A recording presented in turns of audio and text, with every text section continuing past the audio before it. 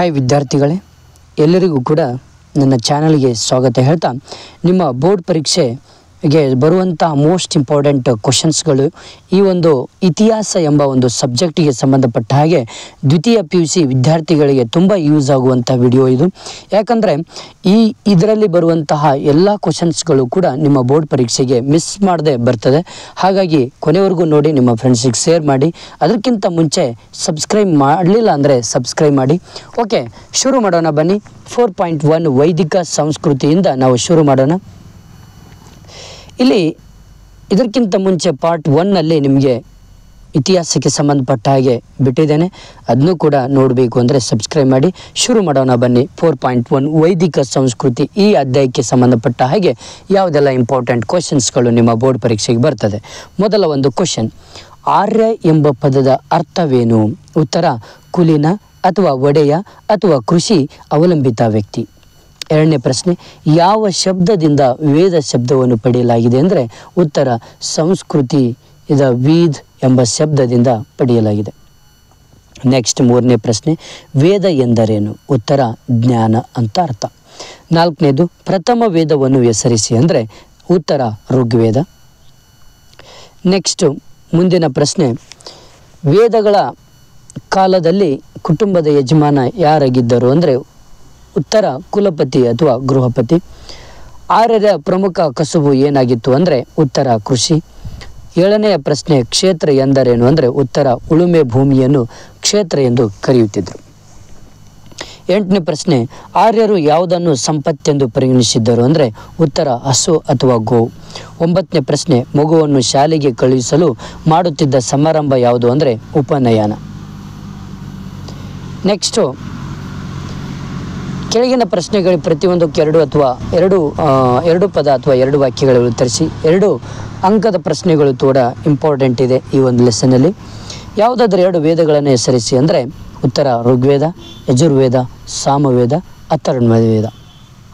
Next, ವೈದಿಕ ಕಾಲದಲ್ಲಿ ರಾಜನಿಗೆ ಯಾವ 2 ರಾಜಕೀಯ ಸಂಸ್ಥೆಗಳು ಸಹಾಯ ಮಾಡುತ್ತಿದ್ವು ಅಂದರೆ ಉತ್ತರ, ಸಭಾ ಮತ್ತು ಸಮಿತಿ. ಮೂರನೆಯ ಪ್ರಶ್ನೆ, ಯಾವುದಾದ್ರೂ 2 ವರ್ಣಗಳನ್ನು ಹೆಸರಿಸು ಅಂದರೆ ಉತ್ತರ, ಬ್ರಾಹ್ಮಣ, ಕ್ಷತ್ರಿಯ, ವೈಶ್ಯ, ಶೂದ್ರ.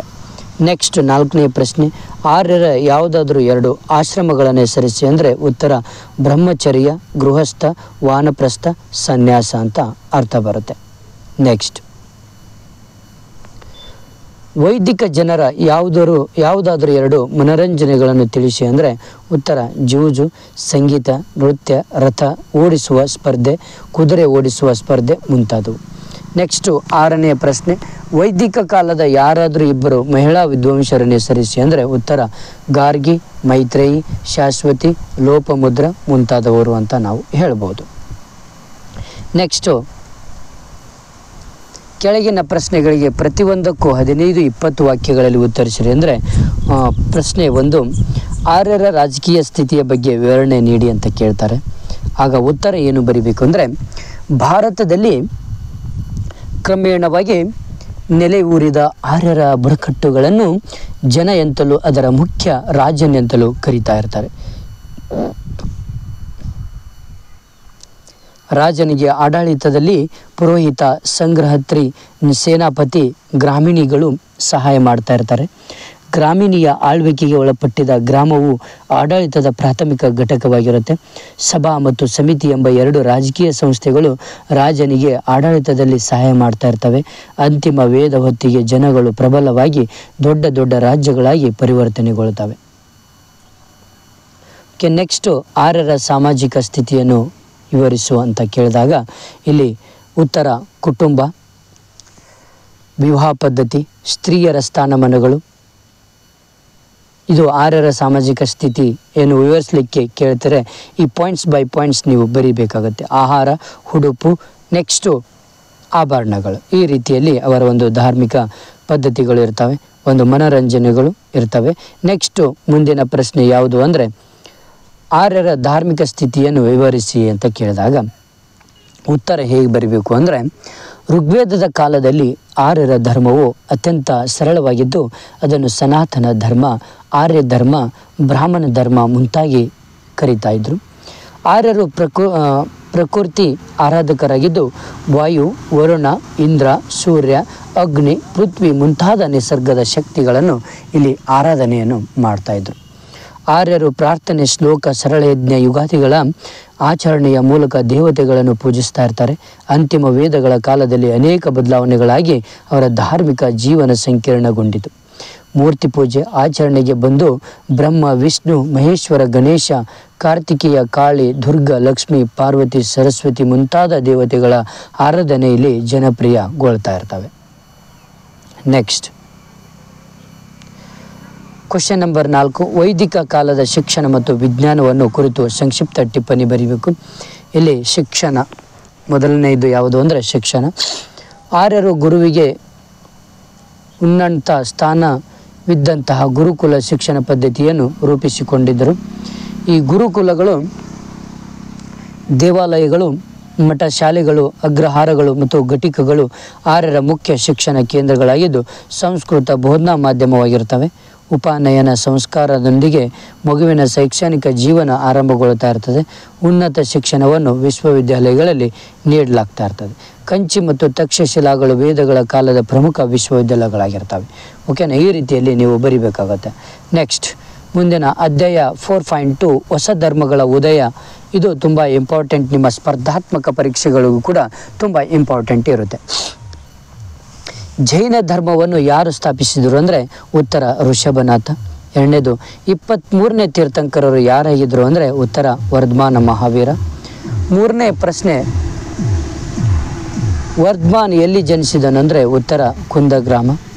ನಾಲ್ಕನೇದು, ವರ್ಧಮಾನನು ಎಲ್ಲಿ ಜ್ಞಾನೋದಯವನ್ನು ಪಡೆದಂದರೆ ಜೃಂಬಿಕಾ ಗ್ರಾಮದಲ್ಲಿ ಪಡಿತಾನೆ.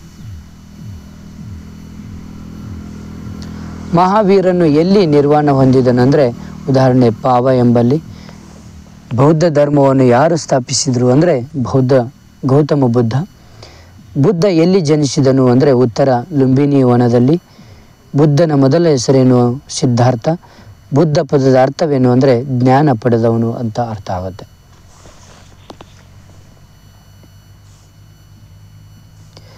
ಸಿದ್ಧಾರ್ಥನು ಯಾವ ಸ್ಥಳದಲ್ಲಿ ಜ್ಞಾನೋದಯವನ್ನು ಹೊಂದುತ್ತಾನೆ ಅಂದರೆ ಉತ್ತರ ಗಯಾದಲ್ಲಿ. ಬುದ್ಧನ ತನ್ನ ಮೊದಲ ಪ್ರವಚನವನ್ನು ಎಲ್ಲಿ ನೀಡ್ತಾನೆ ಅಂದರೆ ಸಾರಾನಾಥದ ಚಿಂಕ ವನದಲ್ಲಿ. ಬುದ್ಧ ಎಲ್ಲಿ ನಿರ್ವಾಣ ಹೊಂದುವುದೇನು ಅಂದರೆ ಕುಶಿನಗರದಲ್ಲಿ. ಯಾಕಂದರೆ ಎಲ್ಲ ಸ್ಪರ್ಧಾತ್ಮಕ ವಿದ್ಯಾರ್ಥಿಗಳಿಗೂ ಕೂಡ ಈ ಒಂದು ವಿಡಿಯೋ ತುಂಬ ಯೂಸ್ ಆಗುತ್ತೆ, ಅವರಿಗೂ ಕೂಡ ಶೇರ್ ಮಾಡಿ. ಓಕೆ, ನೆಕ್ಸ್ಟ್ ಪ್ರಶ್ನೆ. 2 ಅಂಕದ ಪ್ರಶ್ನೆಗಳು ತುಂಬ ಇಂಪಾರ್ಟೆಂಟ್ ಈ ಒಂದು ಲೆಸನ್ನಲ್ಲಿ ನೋಡಿ. ನೆಕ್ಸ್ಟು, ವರ್ಧಮಾನನ ತಂದೆ ತಾಯಿ ಯಾರು ಅಂದರೆ ಉತ್ತರ ಸಿದ್ಧಾರ್ಥ್ ಮತ್ತು ತ್ರಿಶಲಾದೇವಿ.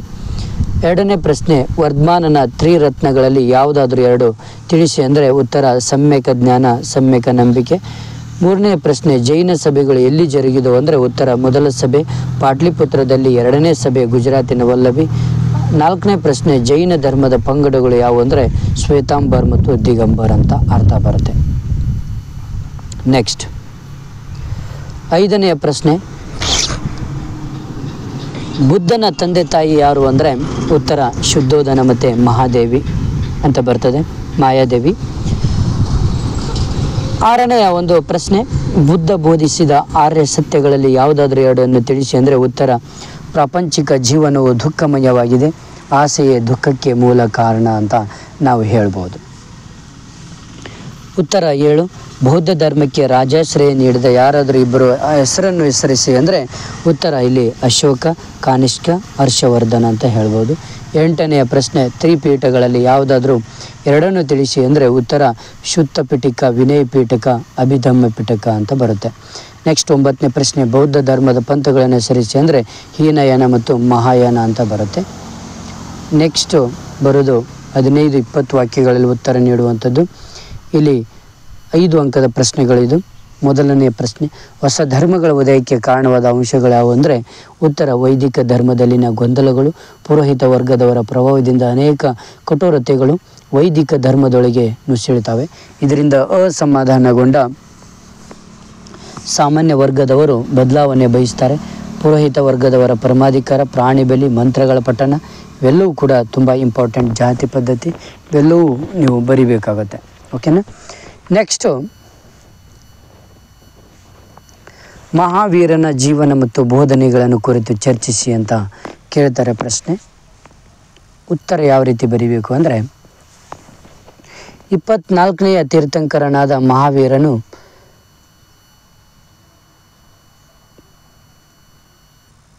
ಕ್ರಿಸ್ತ ಪೂರ್ವ 599ರಲ್ಲಿ ವೈಶಾಲಿಯ ರಾಜ ದಂಪತಿಗಳಾದ ಸಿದ್ಧಾರ್ಥ್ ತ್ರಿಶಿಲಾದೇವಿಯವರ ಮಗನಾದ ಕುಂದ ಗ್ರಾಮದಲ್ಲಿ ಜನಿಸ್ತಾರೆ. ವರ್ಧಮಾನನು 18ನೇ ವಯಸ್ಸಿನಲ್ಲಿ ಯಶೋದಳನ್ನು ವಿವಾಹವಾಗಿ ಅನುಜ್ಜ ಅಥವಾ ಪ್ರಿಯದರ್ಶಿನಿ ಎಂಬ ಮಗಳ ತಂದೆಯಾಗ್ತಾರೆ. ತನ್ನ ತಂದೆ ತಾಯಿಯರ ಆಕಸ್ಮಿಕ ಮರಣದಿಂದಾಗಿ ಸಕಲವನ್ನು ತೊರೆದು ಸನ್ಯಾಸಿಯಾಗ್ತಾರೆ. ವರ್ಧಮಾನನಿಗೆ ಜೃಂಬಿಕ ಗ್ರಾಮ ಜ್ಞಾನೋದಯವಾಗಿ ವರ್ಧಮಾನನು ಮಹಾವೀರನಾಗಿ ಜನ ಅಥವಾ ಕೆವಿಲಿನ್ ಆಗಿ ಪ್ರಸಿದ್ಧಿಗೆ ಬರ್ತಾರೆ. ಮಹಾವೀರನು ಅನೇಕ ವರ್ಷಗಳ ಕಾಲ ತತ್ವ ಬೋಧನೆ ಮಾಡಿ ಪಾವ ಎಂಬಲ್ಲಿ ನಿರ್ವಾಣ ಹೊಂದಿರ್ತಾರೆ. ಮಹಾವೀರನ ಬೋಧನೆಗಳು ಮಹಾವೀರನ ಮೋಕ್ಷ ಸಾಧನೆಗಾಗಿ ಪಂಚಶೀಲ ತತ್ವಗಳನ್ನು ಇಲ್ಲಿ ಹೇಳ್ತಾರೆ. ಸತ್ಯ, ಅಹಿಂಸೆ, ಆಸ್ತೆಯ, ಅಪರಿಹುರ, ಬ್ರಹ್ಮಚರ್ಯ, ತ್ರಿರತ್ನಗಳು, ಸಮ್ಯಕ ಜ್ಞಾನ, ಸಮ್ಯಕ ನಂಬಿಕೆ, ಸಮ್ಯಕ ನಡತೆ, ಇವೆಲ್ಲವೂ ಕೂಡ ತುಂಬ ಇಂಪಾರ್ಟೆಂಟ್. ನೆಕ್ಸ್ಟ್ 10 ಅಂಕದ ಪ್ರಶ್ನೆಗಳು ಈ ಒಂದು ಪಾಠದಲ್ಲಿ ಇಂಪಾರ್ಟೆಂಟ್ ಯಾವುದು ಅಂದರೆ, ಬುದ್ಧನ ಜೀವನ ಮತ್ತು ಬೋಧನೆಗಳನ್ನು ಚಿತ್ರಿಸಿ. ಉತ್ತರ ನೋಡಿ. ಬೌದ್ಧ ಧರ್ಮದ ಸ್ಥಾಪಕನಾದ ಗೌತಮ್ ಬುದ್ಧನು ಕಪಿಲ ವಸ್ತುವಿನ ರಾಜ ದಂಪತಿಗಳಾದ ಶುದ್ಧೋಧನ ಮತ್ತು ಮಾಯಾದೇವಿ ಇವರ ಮಗನಾಗಿ ಕ್ರಿಸ್ತಪೂರ್ವ 583ರಲ್ಲಿ ಲುಂಬಿನಿ ವನದಲ್ಲಿ ಜನಿಸ್ತಾರೆ. ಸಿದ್ಧಾರ್ಥನು ಜನಿಸಿದ 7ನೇ ದಿನದಲ್ಲಿ ಮಾಯಾದೇವಿ ಮರಣ ಹೊಂದಿದ್ದಾಗಿ ಸಿದ್ಧಾರ್ಥನು ತನ್ನ ಚಿಕ್ಕ ಮಗಳಾದ ಮಹಾಪ್ರಜಾಪತಿ ಗೌತಮಿ ಆಶ್ರಯದಲ್ಲಿ ಬೆಳಿತಾನೆ. ಇಲ್ಲಿ 16ನೇ ವಯಸ್ಸಿನಲ್ಲಿ ಯಶೋಧರಳೊಂದಿಗೆ ವಿವಾಹ ಆಗ್ತಾರೆ. ಸಿದ್ಧಾರ್ಥನಿಗೆ ರಾಹುಲ್ನೆಂಬ ಮಗ ಜನಿಸ್ತಾನೆ. ಒಂದು ದಿನ ಸಿದ್ಧಾರ್ಥನು ಒಬ್ಬ ವೃದ್ಧ, ಒಬ್ಬ ರೋಗಿ, ಒಂದು ಶವದ ಯಾತ್ರೆ ಮತ್ತು ಒಬ್ಬ ಸನ್ಯಾಸಿಯನ್ನು ನೋಡ್ತಾನೆ. ಈ 4 ದೃಶ್ಯಗಳು ಪ್ರಪಂಚ ದುಃಖದಿಂದ ಕೂಡಿದೆ ಎಂಬುದನ್ನು ಅರಿವು ಮಾಡಿಕೊಂಡನು. ಅವನು ಪ್ರಾಪಂಚಿಕ ಜೀವನವನ್ನು ಏನು ಮಾಡ್ತಾನೆ ಅಂದರೆ ತೊರೆದು ಸನ್ಯಾಸಿಯಾಗಿಬಿಡ್ತಾನೆ. ಸಿದ್ಧಾರ್ಥನು ಸತ್ಯದ ಅನ್ವೇಷಣೆಗಾಗಿ ಹೆಂಡತಿ, ಮಗು, ತಂದೆ ತಾಯಿ, ರಾಜ್ಯ, ಕೋಶಗಳನ್ನು ತೊರೆದ ಘಟನೆಯನ್ನು ಮಹಾಪರಿತ್ಯಾಗ ಎಂದು ಕರೀತಾರೆ. ಸಿದ್ಧಾರ್ಥನಿಗೆ ಗಯಾದಲ್ಲಿ ಜ್ಞಾನೋದಯವಾಗಿ ಅಂದಿನಿಂದ ಸಿದ್ಧಾರ್ಥನು ಬುದ್ಧ ಅಂದರೆ ಜ್ಞಾನೋದಯದಿಸಿದವನಾಗಿ ತಥಾಗತನಾಗಿ ಬುದ್ಧ ಗಯಾವಾಗಿ ಪ್ರಸಿದ್ಧಿಗೆ ಬರ್ತಾನೆ. ಸಾರನಾಥದ ಜಿಂಕೆ ಉದ್ಯಾನದಲ್ಲಿ ತನ್ನ ಮೊದಲ ಪ್ರವಚನ ನೀಡಿದ ಬುದ್ಧನು ತನ್ನ 82ನೇ ವಯಸ್ಸಿನಲ್ಲಿ ಕುಶಿನಗರದಲ್ಲಿ ನಿರ್ವಾಣವನ್ನು ಹೊಂತಾನೆ. ಇಲ್ಲಿ ಬುದ್ಧನ ಒಂದು ಬೋಧನೆಗಳು ನೋಡೋದಾದರೆ, ಬುದ್ಧನು ಸರಳ ತತ್ವಗಳನ್ನು ಬೋಧಿಸಿರುವವನು. ಅವು ಕೆಳಗಿನಂತಿರ್ತವೆ. 4 ಮೂಲ ತತ್ವಗಳು: ಸತ್ಯ, ಅಹಿಂಸೆ, ಆಸ್ತಿಯ, ಬ್ರಹ್ಮಚರ್ಯ. 4 ಆರ್ಯ ಸತ್ಯಗಳು: ಪ್ರಾಪಂಚಿಕ ಜೀವನ ದುಃಖದಿಂದ ಕೂಡಿದೆ. ಆಸೆಯೇ ದುಃಖಕ್ಕೆ ಮೂಲ ಕಾರಣ. ಆಸೆಯನ್ನು ನಿಗ್ರಹಿಸಬಹುದು. ಆಸೆಯನ್ನು ಕೊನೆಗಾಣಿಸಲು ಅಷ್ಟಾಂಗ ಮಾರ್ಗವನ್ನು ಅನುಸರಿಸಬೇಕು ಅಂತ ಹೇಳ್ತಾರೆ. ಇಲ್ಲಿ ಅಷ್ಟಾಂಗ ಮಾರ್ಗಗಳು ಯಾವುದು ಅಂದರೆ, ಒಳ್ಳೆಯ ನಂಬಿಕೆ, ಒಳ್ಳೆಯ ಆಲೋಚನೆ, ಒಳ್ಳೆಯ ಮಾತು, ಒಳ್ಳೆಯ ನಡತೆ, ಒಳ್ಳೆಯ ಪ್ರಯತ್ನ, ಒಳ್ಳೆಯ ಧ್ಯಾನ, ಒಳ್ಳೆಯ ಜೀವನೋಪಾಯ, ಒಳ್ಳೆಯ ಮನಸ್ಥಿತಿ. ಈ ರೀತಿಯಲ್ಲಿ ಬರೆದ್ರೆ ನಿಮಗೆ 10 ಮಾರ್ಕ್ಸ್ಗಳನ್ನು ಕೊಡ್ತಾರೆ. ನೆಕ್ಸ್ಟ್ 4.3 ಮೌರ್ಯರ ಬಗ್ಗೆ ನಾವು ನೋಡೋಣ. ಈ ಮೌರ್ಯರ ಒಂದು ಅಧ್ಯಾಯದಲ್ಲಿ 1 ಅಂಕದ ಪ್ರಶ್ನೆಗಳನ್ನು ನೋಡೋಣ. ಮೌರ್ಯರ ವಂಶವನ್ನು ಸ್ಥಾಪಿಸಿದವರು ಯಾರು ಅಂದರೆ, ಉತ್ತರ ಚಂದ್ರಗುಪ್ತ ಮೌರ್ಯ. 2ನೇದು, ಮೌರ್ಯರ ರಾಜಧಾನಿ ಹೆಸರಿಸಿ ಅಂದರೆ ಪಾಟ್ಲಿಪುತ್ರ. ಮೌರ್ಯರ ರಾಜ ಲಾಂಛನ ಯಾವುದು ಅಂದರೆ ಧರ್ಮಚಕ್ರ. 4ನೇ ಪ್ರಶ್ನೆ, ಮುದ್ರಾ ರಾಕ್ಷಸವನ್ನು ಬರೆದವರು ಯಾರು ಅಂದರೆ ಉತ್ತರ ವಿಶಾಖದತ್ತ. 5ನೆಯ ಪ್ರಶ್ನೆ, ಅರ್ಥಶಾಸ್ತ್ರವನ್ನು ಬರೆದವರು ಯಾರು ಅಂದರೆ ಕೌಟಿಲ್ಯ. ಉತ್ತರ ಯಾವುದು ಅಂದರೆ ಕೌಟಿಲ್ಯ ಬರುತ್ತೆ.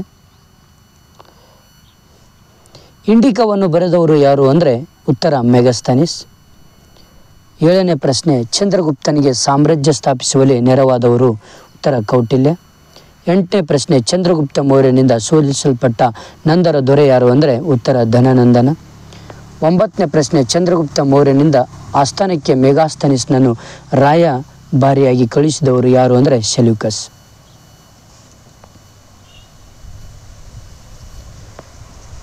ಇಲ್ಲಿ ಜೈನ ಧರ್ಮವನ್ನು ಅನುಸರಿಸಿದ ಮೌರ್ಯ ಅರಸನನ್ನು ಹೆಸರಿಸಿ ಅಂತ ಕೇಳ್ತಾರೆ. ಉತ್ತರ ಚಂದ್ರಗುಪ್ತ ಮೌರ್ಯ. 12ನೇ ಪ್ರಶ್ನೆ, ಚಂದ್ರಗುಪ್ತ ಮೌರ್ಯ ತನ್ನ ಕೊನೆಯ ದಿನಗಳನ್ನು ಎಲ್ಲಿ ಕಳೀತಾನೆ ಅಂದರೆ ಉತ್ತರ ಕರ್ನಾಟಕದ ಶ್ರವಣಬೆಳಗೊಳದಲ್ಲಿ ಕಳೀತಾನೆ. 13ನೇ ಪ್ರಶ್ನೆ, ಮೌರ್ಯ ಸಂತತಿಯ ಶ್ರೇಷ್ಠ ದೊರೆ ಯಾರು ಅಂದರೆ ಅಶೋಕ. 14ನೇ ಪ್ರಶ್ನೆ, ಅಶೋಕನ ಯಾವ ಶಾಸನವು ಕಳಿಂಗ ಯುದ್ಧದ ಬಗ್ಗೆ ತಿಳಿಸ್ತದೆ ಅಂದರೆ ಉತ್ತರ 13ನೇ ಶಿಲಾಶಾಸನ.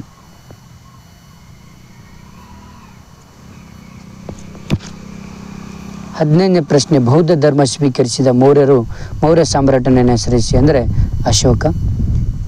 3ನೇ ಬೌದ್ಧ ಮಹಾಸಮ್ಮೇಳನ ಎಲ್ಲಿ ನಡೀತು ಅಂದರೆ ಪಾಟ್ಲಿಪುತ್ರದಲ್ಲಿ. 17ನೇ ಪ್ರಶ್ನೆ, ಅಶೋಕ್ನಿಂದ ನಿರ್ಮಿಸಲ್ಪಟ್ಟ ಅತಿ ದೊಡ್ಡ ಸ್ತೂಪ ಯಾವುದು ಅಂದರೆ ಉತ್ತರ ಸಾಂಚಿ ಸ್ತೂಪ. 18ನೆಯ ಒಂದು ಪ್ರಶ್ನೆ, ಭಾರತದ ರಾಷ್ಟ್ರ ಲಾಂಛನ ಯಾವುದು ಅಂದರೆ Sarnath ಸ್ತಂಭದ ಶಿರೋಭಾಗದಲ್ಲಿ. Next,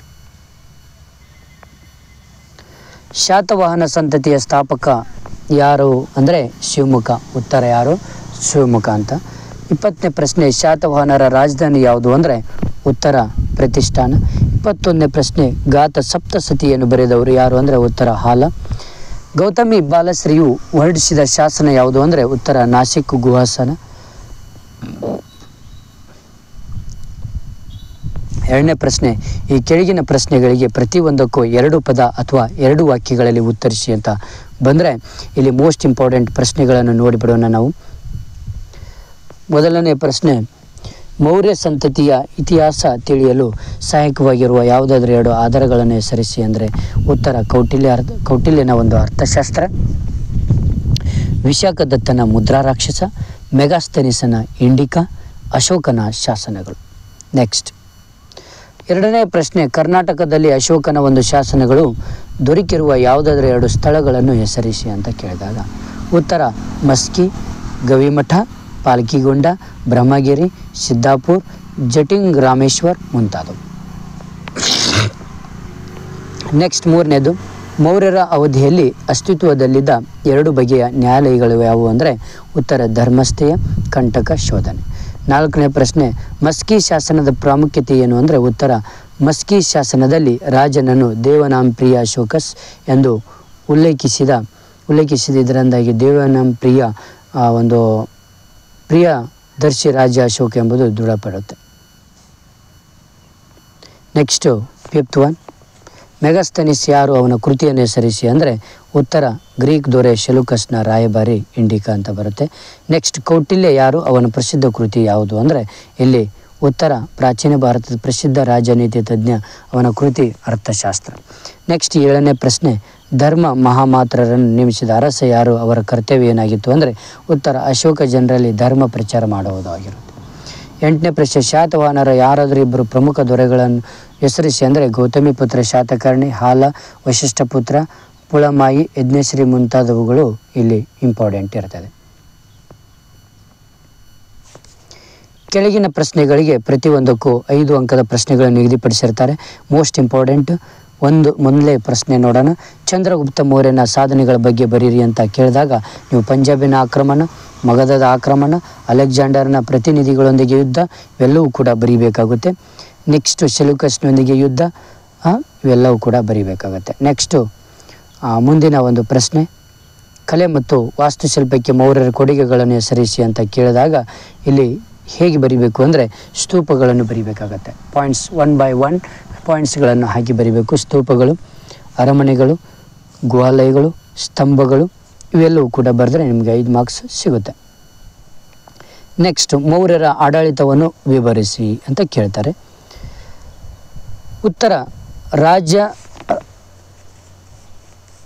next first points ರಾಜ್ಯ, ಸೆಕೆಂಡ್ ಪಾಯಿಂಟ್ ಮಂತ್ರಿ ಪರಿಷತ್, ಸಚಿವಾಲಯ, ನ್ಯಾಯಾಂಗ ಆಡಳಿತ ಇವೆಲ್ಲವೂ ಕೂಡ, ಕಂದಾಯ ಆಡಳಿತ, ಪ್ರಾಂತೀಯ ಆಡಳಿತ, ನಗರ ಆಡಳಿತ, ಮಿಲಿಟರಿ ಆಡಳಿತ ಇವೆಲ್ಲ ಪಾಯಿಂಟ್ಸ್ಗಳನ್ನು ಬರೀಬೇಕಾಗುತ್ತೆ. ಆಗ ನಿಮಗೆ 5 ಮಾರ್ಕ್ಸ್ಗಳನ್ನು ನೀಡ್ತಾರೆ. ನೆಕ್ಸ್ಟು ಈ ಒಂದು ಪಾಠದಲ್ಲಿ 10 ಮಾರ್ಕ್ಸಿಂದು ಯಾವುದು ಇಂಪಾರ್ಟೆಂಟ್ ಅಂದರೆ ಅಶೋಕನ ಜೀವನ ಹಾಗೂ ಸಾಧನೆಗಳನ್ನು ವಿವರಿಸಿ. ಇದು ತುಂಬ ಇಂಪಾರ್ಟೆಂಟ್ ಆಗಿರುತ್ತೆ. ನೋಡಿ, ಪ್ರತಿಯೊಂದು ಅಶೋಕನ ಆರಂಭಿಕ ಜೀವನವನ್ನು ಎಕ್ಸ್ಪ್ಲೇನ್ ಮಾಡಿರಿ. ನೀವು ಆಲ್ರೆಡಿ ಇಲ್ಲಿ ಕೊಟ್ಬಿಟ್ಟಿದ್ದೇನೆ. ನೆಕ್ಸ್ಟು ಕಳಿಂಗ ಯುದ್ಧದ ಬಗ್ಗೆ ನೀವು ಸಂಕ್ಷಿಪ್ತವಾಗಿ ಎಕ್ಸ್ಪ್ಲೇನ್ ಮಾಡಬೇಕು. ನೆಕ್ಸ್ಟ್ ಅವರ ಧರ್ಮದ ಬಗ್ಗೆ, ಬೌದ್ಧ ಧರ್ಮ ಪ್ರಸಾರಕ್ಕೆ ಅಶೋಕ್ ತೆಗೆದುಕೊಂಡ ಕ್ರಮಗಳನ್ನು ನೀವು ಬರೀಬೇಕಾಗುತ್ತೆ. ನೆಕ್ಸ್ಟು ಅಶೋಕನ ಶಾಸನಗಳನ್ನು ಬರಿಬೇಕಾಗತ್ತೆ. ಇದು ಮೇನ್ ಇಂಪಾರ್ಟೆಂಟು, 10 ಮಾರ್ಕ್ಸಿಗೆ ಕೇಳ್ತಾರೆ. ನೆಕ್ಸ್ಟು ಪ್ರಾಚೀನ ಯುಗ, ಗುಪ್ತರು, ಇವರ ಬಗ್ಗೆ ನಾವು ತಿಳ್ಕೊಳ್ಳೋಣ. ಇವಾಗ ಇಲ್ಲಿ ಗುಪ್ತರು ಈ ಒಂದು ಅಧ್ಯಾಯದಲ್ಲಿ 1 ಮಾರ್ಕ್ಸ್ ಕ್ವಶನ್ಸ್ ಯಾವುದೆಲ್ಲ ಬರ್ಬೋದು ಅಂದರೆ, ಗುಪ್ತ ಸಂತತಿಯ ಸ್ಥಾಪಕ ಯಾರು ಅಂದರೆ ಉತ್ತರ ಶ್ರೀಗುಪ್ತ. 2ನೇ ಪ್ರಶ್ನೆ, ಗುಪ್ತ ಶಕೆ ಯಾವಾಗ ಆರಂಭವಾಯಿತು ಅಂದರೆ ಉತ್ತರ 320ರಲ್ಲಿ. 3ನೆಯ ಒಂದು ಪ್ರಶ್ನೆ, ಅಲಹಾಬಾದ್ ಸ್ತಂಭ ಶಾಸನವನ್ನು ರಚಿಸಿದವರು ಯಾರು ಅಂದರೆ ಹರಿಸೇನೆ. ಸಮುದ್ರಗುಪ್ತನ ದಿಗ್ವಿಜಯಗಳನ್ನು ತಿಳಿಸುವ ಒಂದು ಶಾಸನ ಯಾವುದು ಅಂದರೆ ಅಲಹಾಬಾದ್ ಸ್ತಂಭ ಶಾಸನ ಅಂತ ನಾವು ನೋಡ್ಬೋದಾಗತ್ತೆ. ನೆಕ್ಸ್ಟ್ ಪ್ರಶ್ನೆ ನೋಡೋಣ.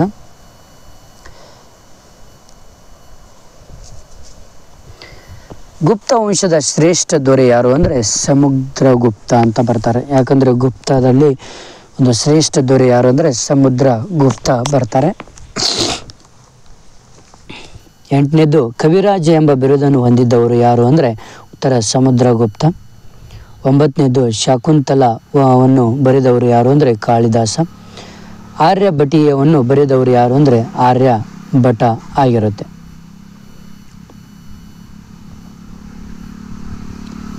ವಿಕ್ರಮಾದಿತ್ಯ ಎಂಬ ಬಿರುದನ್ನು ಹೊಂದಿದ್ದವರು ಯಾರು ಅಂದರೆ ಉತ್ತರ 2ನೇ ಚಂದ್ರಗುಪ್ತ. ಅಮರಕೋಶವನ್ನು ಬರೆದವರು ಯಾರು ಅಂದರೆ ಉತ್ತರ ಅಮರಸಿಂಹ. ಬೃಹತ್ ಸಂಹಿತೆಯನ್ನು ಬರೆದವರು ಯಾರು ಅಂದರೆ ವರಹಮಿಹಿರ. ಗೋಕೋಕಿಯನ್ನು ಬರೆದವರು ಯಾರು ಅಂದರೆ ಪಾಹಿಯಾನ್. 15, ಕಿರಾತಾರ್ಜುನಿಯ ಲೇಖಕರನ್ನು ಹೆಸರಿಸಿ ಅಂದರೆ ಭಾರವಿ ಅಂತ ಬರುತ್ತೆ.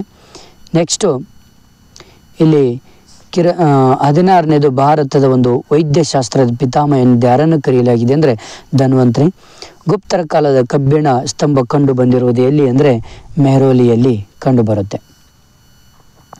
ನೆಕ್ಸ್ಟು ಒಂದು ಮುಂದಿನ ಪ್ರಶ್ನೆ. ಈ ಕೆಳಗಿನ ಪ್ರಶ್ನೆಗಳಿಗೆ ಪ್ರತಿಯೊಂದಕ್ಕೂ 2 ಪದ ಅಥವಾ 2 ವಾಕ್ಯಗಳಲ್ಲಿ ಉತ್ತರಿಸಿರಿ. ಗುಪ್ತನ 2 ರಾಜಧಾನಿಗಳು ಯಾವುವು ಅಂದರೆ ಉತ್ತರ ಪಾಟ್ಲಿಪುತ್ರ ಮತ್ತು ಉಜ್ಜಯಿನಿ. 2ನೇ ಪ್ರಶ್ನೆ, ಸಮುದ್ರಗುಪ್ತನ ದಿಗ್ವಿಜಯಗಳನ್ನು ವಿವರಿಸುವ ಶಾಸನ ಯಾವುದು, ಅದನ್ನು ಯಾರು ರಚಿಸಿದರು ಅಂದರೆ ಅಲಹಾಬಾದ್ ಸ್ತಂಭ ಶಾಸನ ಹರಿಸೇನೆ. ನೆಕ್ಸ್ಟ್ ಪ್ರಶ್ನೆ, ಗುಪ್ತರ ಕಾಲದ 2 ಕವಿಗಳನ್ನು ಹೆಸರಿಸಿ ಅಂದರೆ ಉತ್ತರ ಕಾಳಿದಾಸ್, ವಿಶಾಖದತ್ತ, ಶೂದ್ರಕ, ಭಾರವಿ, ದಂಡಿ. 4ನೇ ಪ್ರಶ್ನೆ, ಕಾಳಿದಾಸನ ಯಾವುದಾದರೂ 2 ಕೃತಿಗಳನ್ನು ತಿಳಿಸಿ ಅಂದರೆ ಉತ್ತರ ಶಾಕುಂತಲ, ಮೇಘದೂತ, ರಘುವಂಶ ಮುಂತಾದವು. 5ನೇ ಒಂದು ಪ್ರಶ್ನೆ, ಪಾಹಿಯಾನ್ ಯಾರು, ಅವನು ಏಕೆ ಭಾರತಕ್ಕೆ ಬಂದನು ಅಂದರೆ ಇಲ್ಲಿ ಉತ್ತರ ತುಂಬ ಸಿಂಪಲ್ ಆಗಿದೆ.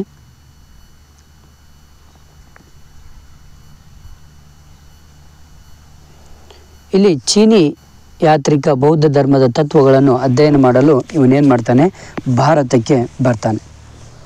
ನೆಕ್ಸ್ಟು, ಗುಪ್ತರ ಇತಿಹಾಸ ತಿಳಿಯಲು ಸಹಾಯಕವಾಗಿರುವ ಯಾವುದಾದ್ರೂ 2 ಮೂಲಾಧಾರಗಳನ್ನು ಹೆಸರಿಸಿ ಅಂದರೆ ಉತ್ತರ ಅಲಹಾಬಾದ್ ಸ್ತಂಭ ಶಾಸನ, ಕಾಳಿದಾಸನ ಕೃತಿಗಳು, ಮುದ್ರಾ ರಾಕ್ಷಸ, ಕಾವ್ಯಮೀಮಾಂಸೆ ಅಂತ ಬರುತ್ತೆ.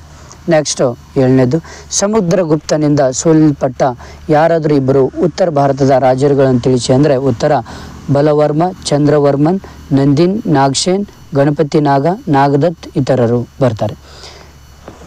ಸಮುದ್ರಗುಪ್ತನಿಂದ ಸೋಲಿಸಲ್ಪಟ್ಟ ಯಾರಾದರೂ 2 ದಕ್ಷಿಣ ಭಾರತ ರಾಜ್ಯಗಳನ್ನು ಹೆಸರಿಸಿ ಅಂದರೆ ಕೋಸಲ, ಕಂಚಿ, ಕೊಟ್ಟೂರು, ವೆಂಗಿ, ಅವಮುಕ್ತ ಇತರರು ಎಲ್ಲವೂ ಬರ್ತವೆ.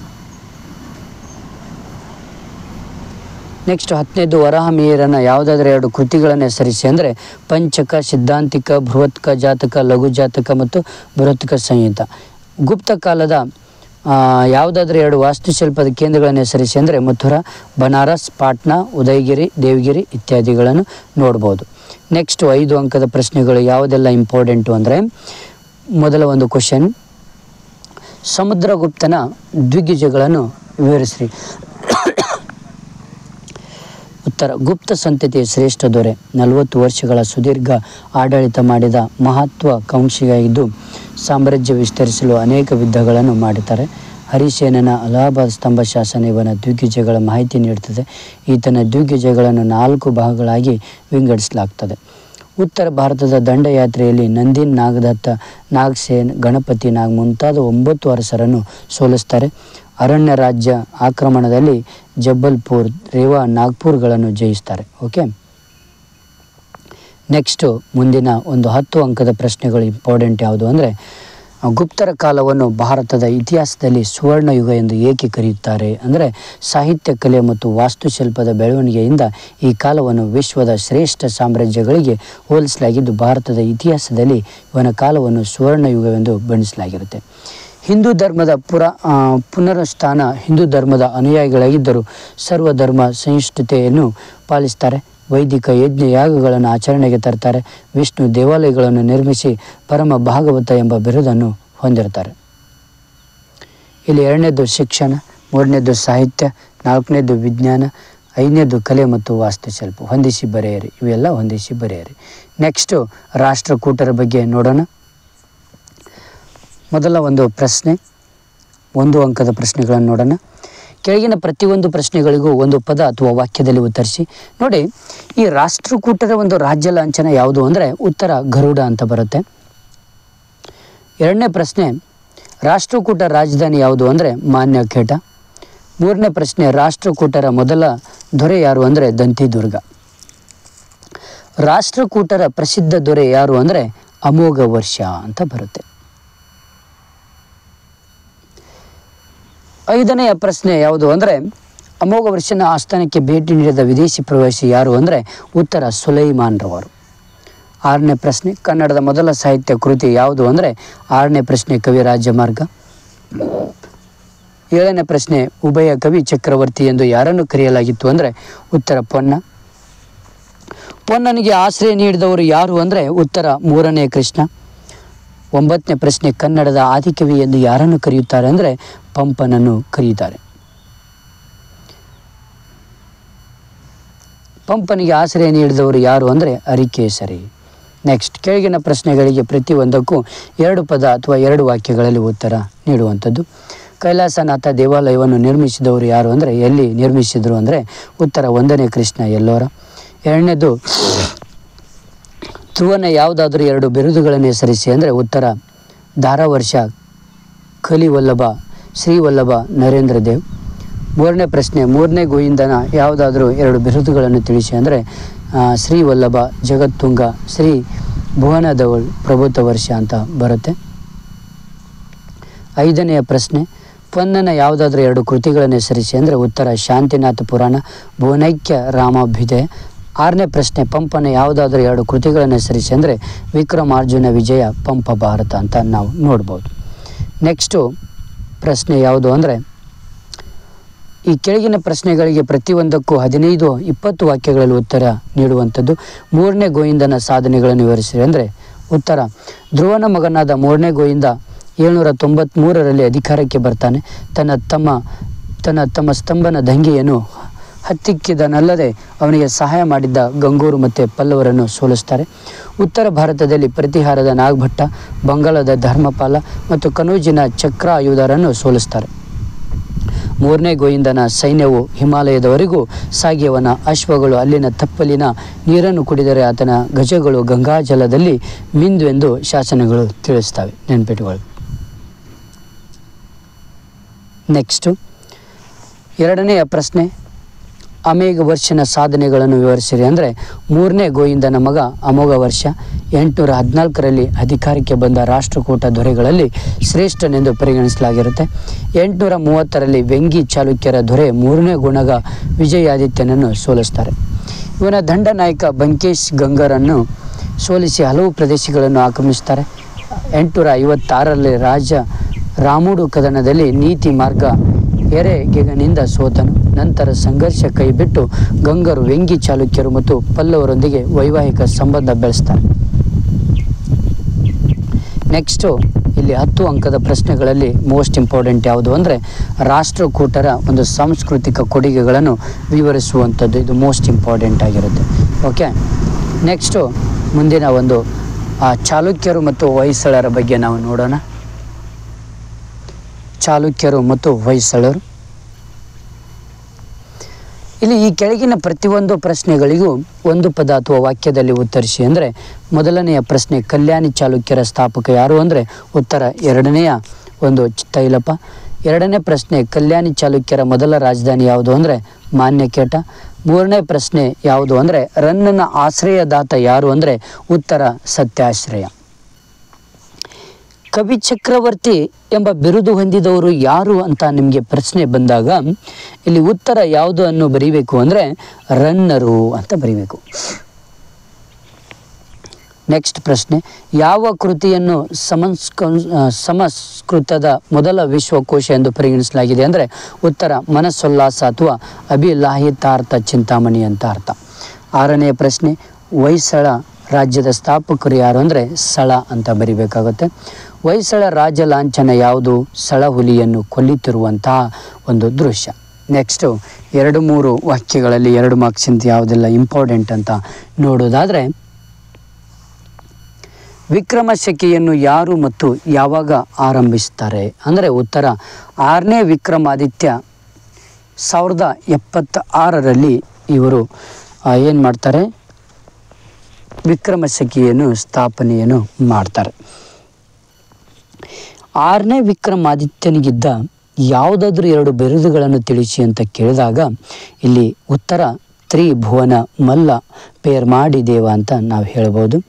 3ನೆಯ ಪ್ರಶ್ನೆ, ರನ್ನನ ಯಾವುದಾದ್ರೂ 2 ಕೃತಿಗಳನ್ನು ಹೆಸರಿಸಿ ಅಂದರೆ ಉತ್ತರ ಅಜಿತನಾಥ ಪುರಾಣ, ಸಾಹಸ ಭೀಮ, ವಿಜಯ ಗದಾವಿದ್ದ ಅಂತ ಈ ಕೃತಿಗಳನ್ನು ಬರೆದ್ರೆ ನಿಮಗೆ 2 ಅಂಕಗಳು ಸಿಗ್ತದೆ. ನೆಕ್ಸ್ಟು 6ನೇ ವಿಕ್ರಮಾದಿತ್ಯನ ಆಸ್ಥಾನ ಕವಿ ಯಾರು? ಅವನ ಕೃತಿಯನ್ನು ಹೆಸರಿಸಿ ಅಂದರೆ ಬಿಲ್ಲನ ವಿಕ್ರಮಾಂಕ ದೇವಚರಿತಂ ಅಂತ ನೀವು ಬರೀಬೇಕಾಗತ್ತೆ. ನೆಕ್ಸ್ಟು 15-20 ವಾಕ್ಯಗಳಲ್ಲಿ ಉತ್ತರಿಸಿ. ಇದು ಕೂಡ ತುಂಬ ಇಂಪಾರ್ಟೆಂಟ್. ಕಲ್ಯಾಣ ಚಾಲುಕ್ಯರ ಸಾಂಸ್ಕೃತಿಕ ಕೊಡುಗೆಗಳನ್ನು ವಿವರಿಸಿ ಅಂತ ಹೇಳ್ತಾರೆ. ಈ ಕ್ವಶನ್ ತುಂಬ ಇಂಪಾರ್ಟೆಂಟು, ಅದರ ಆನ್ಸರ್ಸ್ ಕೂಡ ಕೊಟ್ಟಿದ್ದೇನೆ. ನೆಕ್ಸ್ಟು ವಿಷ್ಣುವರ್ಧನ ಸಾಧನೆಗಳನ್ನು ವಿವರಿಸಿ ಅಂತ ಇಲ್ಲಿ ಕೊಡಲಾಗಿದೆ. ಓಕೆ, ಅದರ ಉತ್ತರ ಕೂಡ ಇಲ್ಲಿ ಸಂಪೂರ್ಣವಾಗಿ ಉತ್ತರವನ್ನು ಕೊಡಲಾಗಿದೆ.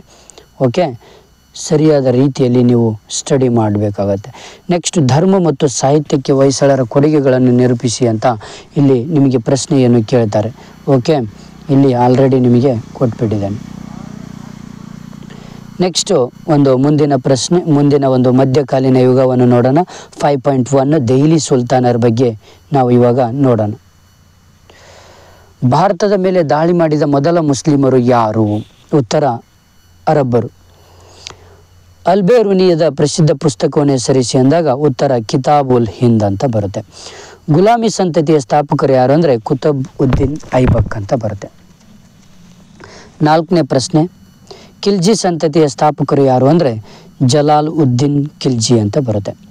ನೆಕ್ಸ್ಟ್ ದಕ್ಷಿಣದ ದಂಡಯಾತ್ರೆ ಕೈಗೊಂಡ ಅಲ್ಲಾವುದ್ದೀನ್ ಖಿಲ್ಜಿಯ ದಂಡನಾಯಕ ಯಾರು ಅಂದರೆ ಮಲಿಕ್ ಕಫರ್ ಅಂತ ಬರುತ್ತೆ. ನೆಕ್ಸ್ಟ್ ಭಾರತದ ಗಿಣಿ ಎಂದು ಯಾರನ್ನು ಕರೆಯಲಾಗಿದೆ ಅಂದರೆ ಉತ್ತರ ಅಮೀರ್ ಖುಸ್ರು. ತೊಗ್ಲಕ್ ಸಂತತಿಯ ಸ್ಥಾಪಕರು ಯಾರು ಅಂದರೆ ಗಿಯಾಸುದ್ದೀನ್ ತುಗ್ಲಕ್. ತೊಗ್ಲಕ್ ಸಂತತಿಯ ಪ್ರಸಿದ್ಧ ಸುಲ್ತಾನರು ಯಾರು ಅಂದರೆ ಮೊಹಮ್ಮದ್ ಬಿನ್ ತುಗ್ಲಕ್. ದೆಹಲಿಯಿಂದ ದೇವಗಿರಿಗೆ ರಾಜಧಾನಿಯನ್ನು ವರ್ಗಾಯಿಸಿದವರು ಯಾರು ಅಂದರೆ ಉತ್ತರ ಮೊಹಮ್ಮದ್ ಬಿನ್ ತುಗ್ಲಕ್ ಅಂತ ಬರುತ್ತೆ. ಸಾಂಕೇತಿಕ ನಾಣ್ಯವನ್ನು ಜಾರಿಗೊಳಿಸಿದವರು ಯಾರು ಅಂದರೆ ಉತ್ತರ ಮೊಹಮ್ಮದ್ ಬಿನ್ ತುಗ್ಲಕ್ ಅಂತ ಬರುತ್ತೆ. ನೆಕ್ಸ್ಟ್ ಬರೋದೆ ಇಲ್ಲಿ ದೆಹಲಿಯಲ್ಲಿ ಕುತಬ್ ಮಿನಾರ್ ನಿರ್ಮಾಣವನ್ನು ಆರಂಭಿಸಿದವರು ಯಾರು ಅಂದರೆ ಕುತಬುದ್ದೀನ್ ಐಬಕ್ ಅಂತ ಬರುತ್ತೆ. ನೆಕ್ಸ್ಟು 2 ಅಂಕದ ಪ್ರಶ್ನೆಗಳು. 2ನೇ ತರೈನ್ ಕದನ ನಡೆದ ವರ್ಷ ಯಾವುದು? ಅದು ಯಾರ ನಡುವೆ ನಡೆಯಿತು ಅಂದರೆ ಇಲ್ಲಿ 1992ರಲ್ಲಿ ಮೊಹಮ್ಮದ್ ಗೋರಿ ಮತ್ತು ಪೃಥ್ವಿರಾಜ್ ಚೌಹಾಣ್ ನಡುವೆ ಇಲ್ಲಿ ನಡೆಯುತ್ತೆ. ನೆಕ್ಸ್ಟ್ ದೆಹಲಿಯನ್ನು ಆಳಿದ ಯಾವುದಾದ್ರೂ 2 ಸುಲ್ತಾನ್ ಸಂತತಿಗಳನ್ನು ಹೆಸರಿಸಿ ಅಂದರೆ ಉತ್ತರ ಗುಲಾಮಿ ಸಂತತಿ, ಖಿಲ್ಜಿ ಸಂತತಿ, ತುಘಲಕ್ ಸಂತತಿ ಆ್ಯಂಡ್ ಸೈಯದ್ ಸಂತತಿ ಆ್ಯಂಡ್ ಲೂದಿ ಸಂತತಿ ಅಂತ ಬರಿಬೇಕಾಗತ್ತೆ. ನೆಕ್ಸ್ಟ್ ಅಲ್ಲಾವುದ್ದೀನ್ ಖಿಲ್ಜಿ ಕಟ್ಟಿಸಿದ ಯಾವುದಾದ್ರೂ 2 ಪ್ರಮುಖ ಸ್ಮಾರಕಗಳನ್ನು ಹೆಸರಿಸಿ ಅಂದರೆ ಉತ್ತರ ಹಜಾರ್ ಸಿತಮ್, ಸಿರಿಯಾ ಕೋಟೆ, ಜಮೈತ್ ಖಾನ್ ಮಸೀದಿ, ಅಲೈ ದರ್ವಾಜ ಅಂತ ನಾವು ಹೇಳ್ಬೋದು. 5ನೇ ಪ್ರಶ್ನೆ, ಅಲ್ಲಾವುದ್ದೀನ್ ಖಿಲ್ಜಿಯ 2 ಸೇನಾಪತಿಗಳನ್ನು ಹೆಸರಿಸಿ ಅಂದರೆ ಉತ್ತರ ನಜರತ್ ಖಾನ್, ಉಲುಬ್ ಖಾನ್ ಮತ್ತು ಮಲಿಕ್ ಕಫರ್ ಅಲ್ಲಾವುದ್ದೀನ್ ಖಿಲ್ಜಿಯ ಪ್ರಸಿದ್ಧ ಸೇನಾಪತಿಗಳು ಆಗಿರ್ತಾರೆ. ಮೊಹಮ್ಮದ್ ಬಿನ್ ತುಗ್ಲಕನು ರಾಜಧಾನಿಯ ವರ್ಗಾವಣೆ ಮಾಡಿದ್ದಕ್ಕೆ ಯಾವುದಾದ್ರೂ 2 ಕಾರಣಗಳನ್ನು ನೀಡಿ ಅಂದರೆ ಉತ್ತರ ಮಂಗೋಲರ ದಾಳಿಯಿಂದ ರಾಜಧಾನಿ ರಕ್ಷಣೆ ಮತ್ತು ಉತ್ತಮ ಆಯಾಕಟ್ಟಿನ ಸ್ಥಳದಲ್ಲಿ ರಾಜಧಾನಿ ಇರಬೇಕೆಂದು ಮೊಹಮ್ಮದ್ ಬಿನ್ ತುಘಲಕನು ರಾಜಧಾನಿಯ ವರ್ಗಾವಣೆಯನ್ನು ಕೈಗೊಳ್ಳುತ್ತಾನೆ. 8ನೇ ಪ್ರಶ್ನೆ, ತಾರಿಖ್-ಇ ಫಿರೋಜ್ ಶಾಹಿ ಎಂಬ ಗ್ರಂಥವನ್ನು ಬರೆಯಲು ಪ್ರಾರಂಭಿಸಿದವರು ಯಾರು ಅಂದರೆ ಅದನ್ನು ಪೂರ್ಣಗೊಳಿಸಿದವರು ಯಾರು ಅಂದರೆ ಇಲ್ಲಿ ಬರಾನಿ ತಾರಿಖ್-ಇ ಫಿರೋಜ್ ಶಾಹಿ ಎಂಬ ಗ್ರಂಥವನ್ನು ಬರೆಯಲು ಪ್ರಾರಂಭಿಸಿದನು. ಇದನ್ನು ಶಾಮ್-ಇ ಶಿರಾಜ್-ಅಫೀಫ್ ಪೂರ್ಣಗೊಳಿಸ್ತಾನೆ. 5 ಅಂಕದ ಪ್ರಶ್ನೆಗಳನ್ನು 15ರಿಂದ 20 ವಾಕ್ಯಗಳಲ್ಲಿ ಉತ್ತರವನ್ನು ನೀಡುವಂಥದ್ದು. ಅಲ್ಲಾವುದ್ದೀನ್ ಖಿಲ್ಜಿಯ ದಕ್ಷಿಣ ದಂಡಯಾತ್ರೆಯ ಬಗ್ಗೆ ಒಂದು ವಿವರಣೆ ಬರೆಯಿರಿ. ಉದಾಹರಣೆ, ಅಲ್ಲಾವುದ್ದೀನ್ ಖಿಲ್ಜಿಯು ದಕ್ಷಿಣ ಭಾರತವನ್ನು ಗೆಲ್ಲುವ ಪ್ರಯತ್ನ ಮಾಡಿದ ಮುಸ್ಲಿಂ ಸುಲ್ತಾನರಲ್ಲಿ ಮೊದಲಿಗ. ಇವನು ತನ್ನ ಸಮರ್ಥ ಸೇನಾನಿಯಾಗಿದ್ದ ಮಲ್ಲಿಕ್ ಕಾಫರ್ನನ್ನು ದಕ್ಷಿಣ ಭಾರತ ದಂಡಯಾತ್ರೆಗೆ ನಿಯೋಜನೆ ಮಾಡ್ತಾನೆ.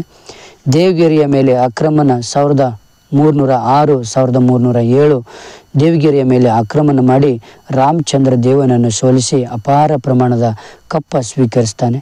ವಾರಂಗಲ್ನ ದಂಡಯಾತ್ರೆ 1309 ರಾಜ ಪ್ರತಾಪರುದ್ರ ದೇವನನ್ನು ಸೋಲಿಸಿ ಶಾಂತಿ ಒಪ್ಪಂದ ಮಾಡಿಕೊಂಡು ಅಪಾರ ಸಂಪತ್ತನ್ನು ಪಡಿತಾನೆ.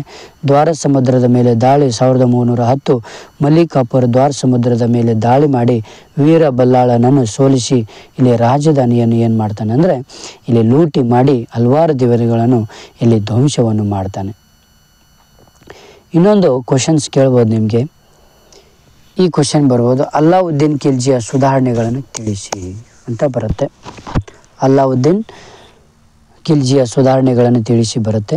ಆಡಳಿತ ಸುಧಾರಣೆಗಳು. ಅಲ್ಲಾವುದ್ದೀನ್ ಖಿಲ್ಜಿಯು ಒಬ್ಬ ಪ್ರಬಲ ಮತ್ತು ಸಮರ್ಥ ಆಡಳಿತಗಾರನಾಗಿದ್ದು ಇವನು ಬಲಿಷ್ಠ ಕೇಂದ್ರ ಸರ್ಕಾರವನ್ನು ರಚಿಸ್ತಾನೆ. ರಾಜ್ಯದ ಅತ್ಯುನ್ನತ ಅಧಿಕಾರ ಹೊಂದಿದ್ದ ಇವನು ದೈವದತ್ತ ಸಿದ್ಧಾಂತದಲ್ಲಿ ನಂಬಿಕೆ ಇಟ್ಟಿರ್ತಾನೆ. ದಂಗೆಗಳನ್ನು ತಡೆಗಟ್ಟಲು ಸಭೆ ಮತ್ತು ಔತಣಕೂಟಗಳನ್ನು ನಿಷೇಧ ಮಾಡ್ತಾನೆ. ಅವನ ಮೇಲೆ ನಿಗಾ ವಹಿಸಲು ಗುಪ್ತಚರರನ್ನು ನೇಮಕವನ್ನು ಮಾಡ್ತಾನೆ. ಓಕೆ, ನೆಕ್ಸ್ಟ್ 10 ಅಂಕದ ಪ್ರಶ್ನೆಗಳನ್ನು ನೋಡೋಣ. ಇಲ್ಲಿ ಅಲ್ಲಾವುದ್ದೀನ್ ಖಿಲ್ಜಿಯ ಸಾಧನೆಗಳನ್ನು ವಿವರಿಸಿ. ಇದು ಮೋಸ್ಟ್ ಇಂಪಾರ್ಟೆಂಟ್. ಈ ಸಾಧನೆಗಳನ್ನು ಇಲ್ಲಿ ಕೊಡಲಾಗಿದೆ ಸರಿಯಾದ ರೀತಿಯಲ್ಲಿ. ಮೇವಾಡ್, ರಣತಂಬೂರ್ ಆಕ್ರಮಣ, ಉತ್ತರ ಭಾರತದ ದಿಗ್ವಿಜಯಗಳು ಎಲ್ಲವೂ ಕೂಡ ಇತರ ಆಕ್ರಮಣಗಳು, ದೇವಗಿರಿಯ ಮೇಲೆ ಆಕ್ರಮಣ, ದ್ವಾರ ಸಮುದ್ರದ ಮೇಲೆ ದಾಳಿ, ಮದುರೈನ ಆಕ್ರಮಣ, ದೇವಗಿರಿಯ ಮೇಲೆ 2ನೇ ಆಕ್ರಮಣ, ಇವೆಲ್ಲವೂ ಕೂಡ ತುಂಬ ಇಂಪಾರ್ಟೆಂಟ್ ಇದೆ. ನೆಕ್ಸ್ಟ್ ಕ್ವಶನ್, ಮೊಹಮ್ಮದ್ ಬಿನ್ ತುಘಲಕ್ ಆಡಳಿತ ಪ್ರಯೋಗಗಳನ್ನು ವಿಮರ್ಶಾತ್ಮಕ ವಿಶ್ಲೇಷಿಸಿ. ಇದು ಕೂಡ ತುಂಬ ಇಂಪಾರ್ಟೆಂಟ್. ಇಲ್ಲೆಲ್ಲ ಆನ್ಸರ್ಸ್ ಆಲ್ರೆಡಿ ಕೊಡಲಾಗಿದೆ. ನೆಕ್ಸ್ಟ್ ಇಲ್ಲಿ ಬರೋದು ದೆಹಲಿ ಸುಲ್ತಾನರ ಕೊಡುಗೆಗಳ ಬಗ್ಗೆ ವಿವರಣೆ ನೀಡಿ ಅಂತ ಕೂಡ ಇಲ್ಲಿ ಬರುತ್ತೆ. ನೆಕ್ಸ್ಟ್ ಮರಾಠರ ಏಳಿಗೆ ಹೇಗಾಯಿತು ಅನ್ನೋದನ್ನು ನೋಡೋಣ. ಇಲ್ಲಿ ನೆಕ್ಸ್ಟ್ ಕೆಳಗಿನ ಪ್ರತಿಯೊಂದು ಪ್ರಶ್ನೆಗಳಿಗೂ ಒಂದು ಪದ ಅಥವಾ ವಾಕ್ಯದಲ್ಲಿ ಉತ್ತರಿಸಿ. ಮರಾಠ ರಾಜ್ಯದ ಸ್ಥಾಪಕರು ಯಾರು ಅಂದರೆ ಶಿವಾಜಿ ಬರ್ತಾರೆ. ನೆಕ್ಸ್ಟು ಶಿವಾಜಿ ಮತ್ತು ಟೈಸಿಂಗ್ ನಡುವೆ ಸಹಿ ಹಾಕಲಾದ ಒಪ್ಪಂದವನ್ನು ಹೆಸರಿಸಿ ಅಂದರೆ ಪುರಂದರ ಒಪ್ಪಂದ ಬರುತ್ತೆ. ಶಿವಾಜಿಯ ಬಿರುದು ಯಾವುದು ಅಂದರೆ ಛತ್ರಪತಿ. ಶಿವಾಜಿಯ ಬಿರುದು ಛತ್ರಪತಿ. ಈ ಶಿವಾಜಿಯ ಒಂದು ಕಿರೀಟ ಧಾರಣೆಯಾದ ವರ್ಷ ಯಾವುದು ಅಂದರೆ 1674ರಲ್ಲಿ ಶಿವಾಜಿಯ ಒಂದು ಕಿರೀಟ ಧಾರಣೆ ಆಗುತ್ತೆ. 1674ರಲ್ಲಿ. ನೆಕ್ಸ್ಟ್ ಚೌತಿ ಎಂದರೇನು ಅಂದರೆ ಇಲ್ಲಿ ಗೆದ್ದ ಪ್ರದೇಶಗಳ ಮೇಲೆ ಶಿವಾಜಿ ವಿಧಿಸುತ್ತಿದ್ದ ಆ ತೆರಿಗೆಯನ್ನು ಚೌತಿ ಎಂದು ಕರೀತಾರೆ, ನೆನ್ಪಿಟ್ಟುಕೊಳ್ಳಿ. ನೆಕ್ಸ್ಟ್ 2 ಅಂಕದ ಪ್ರಶ್ನೆಗಳು ನೋಡೋಣ. ಶಿವಾಜಿ ಎಲ್ಲಿ ಯಾವಾಗ ಜನಿಸಿದನು ಅಂತ ನಿಮಗೆ ಪ್ರಶ್ನೆಯನ್ನು ಕೇಳ್ತಾರೆ. ಶಿವಾಜಿಯು ಶಿವನೇರಿ ದುರ್ಗದಲ್ಲಿ 1627ರಲ್ಲಿ ಜನಿಸ್ತಾರೆ. ಶಿವಾಜಿಯ ತಂದೆ ತಾಯಿ ಯಾರು ಅಂದರೆ ಸಹಜಿ ಭೋಸ್ಲೆ ಮತ್ತು ಜೀಜಾಬಾಯಿ. ಶಿವಾಜಿಯ ಮೇಲೆ ಪ್ರಭಾವ ಬೀರಿದ 2 ವ್ಯಕ್ತಿಗಳನ್ನು ಹೆಸರಿಸಿ ಅಂದರೆ ದಾದಾಜಿ ಕೊಂಡದೇವ, ಜೀಜಾಬಾಯಿ, ಸಂತ್ ರಾಮದಾಸ್ ಮತ್ತು ಸಂತ್ ತುಕಾರಾಮ್ ಶಿವಾಜಿಯ ಮೇಲೆ ಪ್ರಭಾವವನ್ನು ಬೀರಿದ ವ್ಯಕ್ತಿಗಳಾಗಿರ್ತಾರೆ. ಶಿವಾಜಿಯು ಸಂಗ್ರಹಿಸುತ್ತಿದ್ದ 2 ಪ್ರಮುಖ ತೆರಿಗೆಗಳು ಯಾವುವು ಅಂದರೆ ಚೌತ್ ಮತ್ತು ಸರ್ದೇಶ್ ಮುಖಿ ಅಂತ. ಚೌತ್ ಮತ್ತು ಸರ್ದೇಶ್ ಮುಖಿ ಅಂತ ಅರ್ಥ. ನೆಕ್ಸ್ಟ್ 5 ಅಂಕದ ಪ್ರಶ್ನೆಗಳನ್ನು ನೋಡೋಣ. ಶಿವಾಜಿಯ ದಿಗ್ವಿಜಯಗಳನ್ನು ವಿವರಿಸಿ ಅಂತ ಕೇಳಿದಾಗ ಇಲ್ಲಿ ಶಿವಾಜಿಯು 20ನೇ ವಯಸ್ಸಿಗಿಂತ ಮೊದಲೇ ಸೈನಿಕ ಜೀವನವನ್ನು ಆರಂಭಿಸಿರ್ತಾನೆ. ಮಾವಳಿಯರ ನೆರವಿನಿಂದ ಅವನು ತೋರಣ ಕೋಟೆಯನ್ನು ವಶಪಡಿಸಿಕೊಳ್ತಾನೆ. ಚಿಕ್ಕಾನ್ ಕೊಂಡನ ಸಿಂಹಗಢ್ ಮತ್ತು ಪುರಂದರ ಕೋಟೆಗಳನ್ನು ಸುಲ್ತಾನಿಂದ ವಶಪಡಿಸಿಕೊಳ್ತಾನೆ. ಶಿವಾಜಿ ಮತ್ತು ರಾಜ ಅಫ್ಜಲ್ ಖಾನ್ 1659 1663 3ರಲ್ಲಿ ಶಿವಾಜಿಯು ಅಫ್ಜಲ್ ಖಾನ್ನನ್ನು ಚತುರತೆಯಿಂದ ವ್ಯಾಘ್ರನಕ ಎಂಬ ಆಯುಧದಿಂದ ಕೊಲ್ತಾನೆ. ಶಿವಾಜಿ ಔರಂಗಜೇಬ್ 1663ರಲ್ಲಿ ಶಿವಾಜಿಯು ಔರಂಗಜೇಬನ ಅನೇಕ ಪ್ರದೇಶ ಹಾಗೂ ಕೋಟೆಗಳನ್ನು ಇಲ್ಲಿ ವಶಪಡಿಸಿಕೊಳ್ತಾನೆ. ಓಕೆನಾ. ಸುರತ್ನ ಮೇಲೆ ದಾಳಿ, ಶಿವಾಜಿ ಮತ್ತು ರಾಜಾ ಜೈಸಿಂಗ್ ಇವೆಲ್ಲವೂ ಕೂಡ ನೀವು ಬರಿಬೇಕಾಗುತ್ತೆ. ನೆಕ್ಸ್ಟ್ ಇದೊಂದು ಕೇಳ್ಬೋದು, ಶಿವಾಜಿಯ ಒಂದು ಆಡಳಿತ ಪದ್ಧತಿಯ ಬಗ್ಗೆ ಒಂದು ವಿವರಣೆ ಕೊಡಿ ಅಂತ ಕೇಳ್ಬೋದು ನಿಮಗೆ. ಉತ್ತರ ಹೇಗೆ ಅನ್ನೋದು ಕೂಡ ಕೇಂದ್ರ ಸರ್ಕಾರ, ಪ್ರಾಂತೀಯ ಸರ್ಕಾರ, ಕಂದಾಯ ಪದ್ಧತಿ ಇವೆಲ್ಲವೂ ಕೂಡ ಬರಿಬೇಕಾಗುತ್ತೆ. ಸೈನಿಕ ವ್ಯವಸ್ಥೆ, ನೆಕ್ಸ್ಟ್ ನ್ಯಾಯಾಂಗ ಪದ್ಧತಿ ಇವೆಲ್ಲವೂ ಕೂಡ ತುಂಬ ಇಂಪಾರ್ಟೆಂಟ್ ಇರ್ತವೆ. ಮೊಘಲರು ನೆಕ್ಸ್ಟ್ ಬರೋದೇ ಮೊಘಲರು. ಕೆಳಗಿನ ಪ್ರತಿಯೊಂದು ಪ್ರಶ್ನೆಗಳಿಗೂ ಒಂದು ಪದ ಅಥವಾ ವಾಕ್ಯದಲ್ಲಿ ಉತ್ತರಿಸಿ. ಇಲ್ಲಿ ಮೊದಲ ಪಾಣಿಪತ್ ಕದನ ಯಾವಾಗ ನಡೀತದೆ ಅಂದರೆ 1526ರಲ್ಲಿ. ಎರಡನೇದು ಮೊಘಲ್ ಸಂತತಿಯ ಸ್ಥಾಪಕರು ಯಾರು ಅಂದರೆ ಬಾಬರ್. ಮೂರನೇದು ಗೊಂಡ್ವಾನ್ ರಾಜ್ಯದ ರಾಣಿ ಯಾರು ಅಂದರೆ ರಾಣಿ ದುರ್ಗಾವತಿ. ಹಳದಿ ಘಾಟ್ ಕದನ ಯಾವಾಗ ನಡೀತದೆ ಅಂದರೆ 1576ರಲ್ಲಿ ನಡೀತದೆ. ಅಕ್ಬರ್ ಜಾರಿಗೊಳಿಸಿದ ಹೊಸ ಧರ್ಮ ಯಾವುದು ಅಂದರೆ ದಿನ್ ಇಲಾಹಿ ಅಂತ ಬರುತ್ತೆ. ದಿನ್ ಇ ಇಲಾಹಿ ಅಂತ ಬರುತ್ತೆ. 6ನೇ ಪ್ರಶ್ನೆ, ಅಕ್ಬರನ ಪ್ರಸಿದ್ಧ ಕಂದಾಯ ಮಂತ್ರಿ ಯಾರು ಅಂದರೆ ರಾಜ ತೋದರಮಲ್ಲ. ನೆಕ್ಸ್ಟ್, ಹುಮಾಯೂನ್ ನಾಮ ಎಂಬ ಗ್ರಂಥದ ಬರೆದವರು ಯಾರು ಅಂದರೆ ಗುಲ್ಬದನ್ ಬೇಗಂ. 8ನೇದು, ಅಕ್ಬರ್ ನಾಮ ಎಂಬ ಗ್ರಂಥ ಬರೆದವರು ಯಾರು ಅಂದರೆ ಅಬುಲ್ ಫಜಲ್. 9ನೇದು, ಇನ್ನು ಈ ಅಕ್ಬರ್ ಎಂಬ ಗ್ರಂಥ ಬರೆದವರು ಯಾರು ಅಂದರೆ ಅಬುಲ್ ಫಜಲ್. 10ನೇ ಪ್ರಶ್ನೆ, ಅಕ್ಬರ್ನ ಆಸ್ಥಾನದಲ್ಲಿದ್ದ ಪ್ರಸಿದ್ಧ ಸಂಗೀತಗಾರ ಯಾರು ಅಂದರೆ ತಾನ್ಸೇನ್. 11ನೇ ಪ್ರಶ್ನೆ, ರಾಜ್ ಮಹಲ್ನ ಪ್ರಧಾನ ಶಿಲ್ಪಿ ಯಾರು ಅಂದರೆ ಉಸ್ತಾದ ಇಸಾ. ನೆಕ್ಸ್ಟ್ 2 ವಾಕ್ಯಗಳಲ್ಲಿ ಉತ್ತರ ನೀಡುವಂಥದ್ದು. ಎರಡನೇ ಪಾಣಿಪತ್ ಕದನವು ಯಾರ ನಡುವೆ ನಡೆಯಿತು? ಉತ್ತರ ಅಕ್ಬರ್ ಮತ್ತು ಹೇಮ್. 2ನೇ ಪ್ರಶ್ನೆ, ಅಕ್ಬರ್ ಎಲ್ಲಿ ಮತ್ತು ಯಾವಾಗ ಜನಿಸ್ತಾನೆ? ಉತ್ತರ ಅಮರಕೋಟೆ ಮತ್ತು 542ರಲ್ಲಿ ಇವನೇನು ಮಾಡ್ತಾನೆ? ಜನಿಸ್ತಾನೆ. ಅಕ್ಬರ್ನ ಕಾಲದ ಯಾರಾದರೂ ಇಬ್ಬರು ಪ್ರಸಿದ್ಧ ಇತಿಹಾಸಕಾರನ ಹೆಸರಿಸಿ ಅಂದರೆ ಅಬುಲ್ ಫಜಲ್ ಮತ್ತು ಬದೌನಿ ಅಂತ ಅರ್ಥ. ಅಕ್ಬರ್ನ ರಾಜಧಾನಿಗಳು ಯಾವುವು ಅಂದರೆ ದೆಹಲಿ, ಫತೇಪುರ್ ಸಿಕ್ರಿ. ಅಬ್ದುಲ್ ಫಜಲ್ನ 2 ಕೃತಿಗಳನ್ನು ಹೆಸರಿಸಿ ಅಂದರೆ ಐನ್ ಇ ಅಕ್ಬರಿ ಮತ್ತು ಅಕ್ಬರ್ ನಾಮ. 7ನೇ ಪ್ರಶ್ನೆ, ತಾಜ್ ಮಹಲ್ ಕಟ್ಟಿಸಿದವರು ಯಾರು ಅಂದರೆ ಅದು ಎಲ್ಲಿದೆ ಅಂದರೆ ಶಹಜಹಾನ್, ಆಗ್ರಾ. ನೆಕ್ಸ್ಟು 8ನೆಯ ಪ್ರಶ್ನೆ, ಮೊಘಲರ ಕಾಲದ ಯಾರಾದರೂ ಇಬ್ಬರು ಪ್ರಸಿದ್ಧ ಸಂಗೀತಗಾರನ ಹೆಸರಿಸಿ ಅಂದರೆ ತಾನ್ಸೇನ್ ಮತ್ತು ಸೂರ್ದಾಸ್. ದೆಹಲಿಯಲ್ಲಿನ ಯಾವುದಾದ್ರೂ 2 ಪ್ರಸಿದ್ಧ ಮೊಘಲ್ ಸ್ಮಾರಕಗಳನ್ನು ತಿಳಿಸಿ ಅಂದರೆ ಜಮ್ಮಾ ಮಸೀದಿ ಮತ್ತು ಕೆಂಪು ಕೋಟೆ ಅಂತ ನಾವು ಹೇಳ್ಬೋದು. 3ನೇದು 5 ಅಂಕದ ಪ್ರಶ್ನೆಗಳು, 15ರಿಂದ 20 ವಾಕ್ಯಗಳಲ್ಲಿ ಉತ್ತರಿಸಿ ಅಂತ ಕೇಳ್ಬೋದು. ಅಕ್ಬರ್ನ ಧಾರ್ಮಿಕ ಮತ್ತು ರಜಪೂತ್ ನೀತಿಯನ್ನು ವಿವರಿಸಿರಿ. ಇಲ್ಲಿ ಧಾರ್ಮಿಕ ನೀತಿ, ರಜಪೂತ್ ನೀತಿ ಎಲ್ಲವೂ ಬರಿಬೇಕಾಗತ್ತೆ. ಅಕ್ಬರ್ನ ಆಡಳಿತವನ್ನು ಸಂಕ್ಷಿಪ್ತವಾಗಿ ವಿವರಿಸಿ. 5 ಮಾರ್ಕ್ಸಿಗೆ ಕೇಳ್ತಾರೆ ನಿಮಗೆ. ಉತ್ತರ, ಇಸ್ಲಾಂ ತತ್ವಗಳಿಗೆ ಅನುಗುಣವಾಗಿ ಅಕ್ಬರ್ ನಡೆಸುತ್ತಿದ್ದರು. ಇಲ್ಲಿ ಸಂಪೂರ್ಣ ಆಡಳಿತವು ಬಾದ್ಶಾನಲ್ಲಿ ಕೇಂದ್ರೀಕೃತವಾಗಿತ್ತು. ಮಂತ್ರಿಮಂಡಲದ ವಕೀಲ್, ದಿವಾನಿ ಇ ಇಲಾ, ವೀರಭಕ್ಷಿ, ಸದರ್ ಉಸ್ ಸದರ್, ದಿವಾನ್ ಮತ್ತು ಕಾಜಿ, ಮುಖ್ಯ ನ್ಯಾಯಾಧೀಶರು ಚಕ್ರವರ್ತಿಗೆ ಆಡಳಿತದಲ್ಲಿ ಸಹಾಯವನ್ನು ಮಾಡ್ತಾ ಇರ್ತಾರೆ. ಪ್ರಾಂತೀಯ ಆಡಳಿತ, ಅಕ್ಬರನು ಸಾಮ್ರಾಜ್ಯವನ್ನು ಸುಬಾಗಳಾಗಿ ವಿಭಾಗಿಸಿರ್ತಾರೆ. ಸುಬಾದಾರ್ ಇದರ ಮುಖ್ಯಸ್ಥನಾಗಿರ್ತಾರೆ. ದಿವಾನ್ ಬಕ್ಷಿ, ಸದರ್, ಫೌಜ್ದಾರ್, ಕೊತ್ವಾಲ್, ಕಾಜಿಗಳು ಪ್ರಮುಖ ಅಧಿಕಾರಿಗಳಾಗಿರ್ತಾರೆ. ನೆಕ್ಸ್ಟು 3ನೆಯ ಒಂದು ಪ್ರಶ್ನೆ, ಸಾಹಿತ್ಯ ಹಾಗೂ ಕಲೆ ಮತ್ತು ವಾಸ್ತುಶಿಲ್ಪಕ್ಕೆ ಮೊಘಲರ ಕೊಡುಗೆಗಳನ್ನು ವಿವರಿಸಿ ಅಂತ ಕೇಳಿದಾಗ ಉತ್ತರ, ಮೊಘಲರ ಸಾಹಿತ್ಯವು ಪರ್ಷಿಯನ್, ಟರ್ಕಿ, ಹಿಂದಿ ಮತ್ತು ಸಂಸ್ಕೃತ ಭಾಷೆಗಳಲ್ಲಿ ಸಾಹಿತ್ಯ ರಚನೆ ಆಗುತ್ತೆ. ಕೃತಿಗಳು ಬಾಬರ್ ನಾಮ, ಗುಲ್ಬದನ್ ಬೇಗಂ, ಹುಮಾಯೂನ್ ನಾಮ್, ಅಬುಲ್ ಫಜಲ್, ಐನ್ ಇ ಅಕ್ಬರಿ ಮತ್ತು ಅಕ್ಬರ್ ನಾಮ, ಜಹಂಗೀರ್ ಪರಾಂಗ್, ಇ ಜಹಂಗೀರ್, ತುಳಸಿದಾಸ್, ರಾಮಚರಿತ್ ಮಾನಸ, ಸೂರ್ದಾಸ್, ಸಾರ್ ಸಾಗರ್ ಇವೆಲ್ಲವೂ ಕೂಡ ತುಂಬ ಇಂಪಾರ್ಟೆಂಟ್ ಆಗಿರ್ತದೆ. 10 ಅಂಕದ ಪ್ರಶ್ನೆಗಳಿಗೆ ಈ ಒಂದು ಅಧ್ಯಾಯದಲ್ಲಿ ಇದು ಒಂದು ಮೋಸ್ಟ್ ಇಂಪಾರ್ಟೆಂಟ್. ಅಕ್ಬರ್ನ ಸಾಧನೆಗಳನ್ನು ವಿವರಿಸಿ ಅಂತ ಕೇಳ್ತಾರೆ. ಇದು ಒಂದು ಸರಿಯಾದ ರೀತಿಯಲ್ಲಿ ನೀವು ಓದ್ಕೊಂಡ್ಬಿಟ್ರೆ ಸಾಕು. ಅಕ್ಬರ್ನ ಒಂದು ಸಾಧನೆಗಳನ್ನು ವಿವರಿಸಿ ಅಂತ ಕೇಳ್ತಾರೆ. ಓಕೆನಾ, ಸರಿಯಾದ ರೀತಿಯಲ್ಲಿ ನೋಡ್ಕೊಳ್ರಿ. ನೆಕ್ಸ್ಟು ನಾವು ವಿಜಯನಗರ ಸಾಮ್ರಾಜ್ಯವನ್ನು ನೋಡೋಣ. ಈ ಕೆಳಗಿನ ಪ್ರತಿಯೊಂದು ಪ್ರಶ್ನೆಗಳಿಗೂ ಒಂದು ಪದ ಅಥವಾ ವಾಕ್ಯದಲ್ಲಿ ಉತ್ತರಿಸಿ ಅಂತ 1 ಅಂಕದ ಪ್ರಶ್ನೆಗಳನ್ನು ನೋಡೋಣ ಈ ಒಂದು ಅಧ್ಯಾಯದಲ್ಲಿ.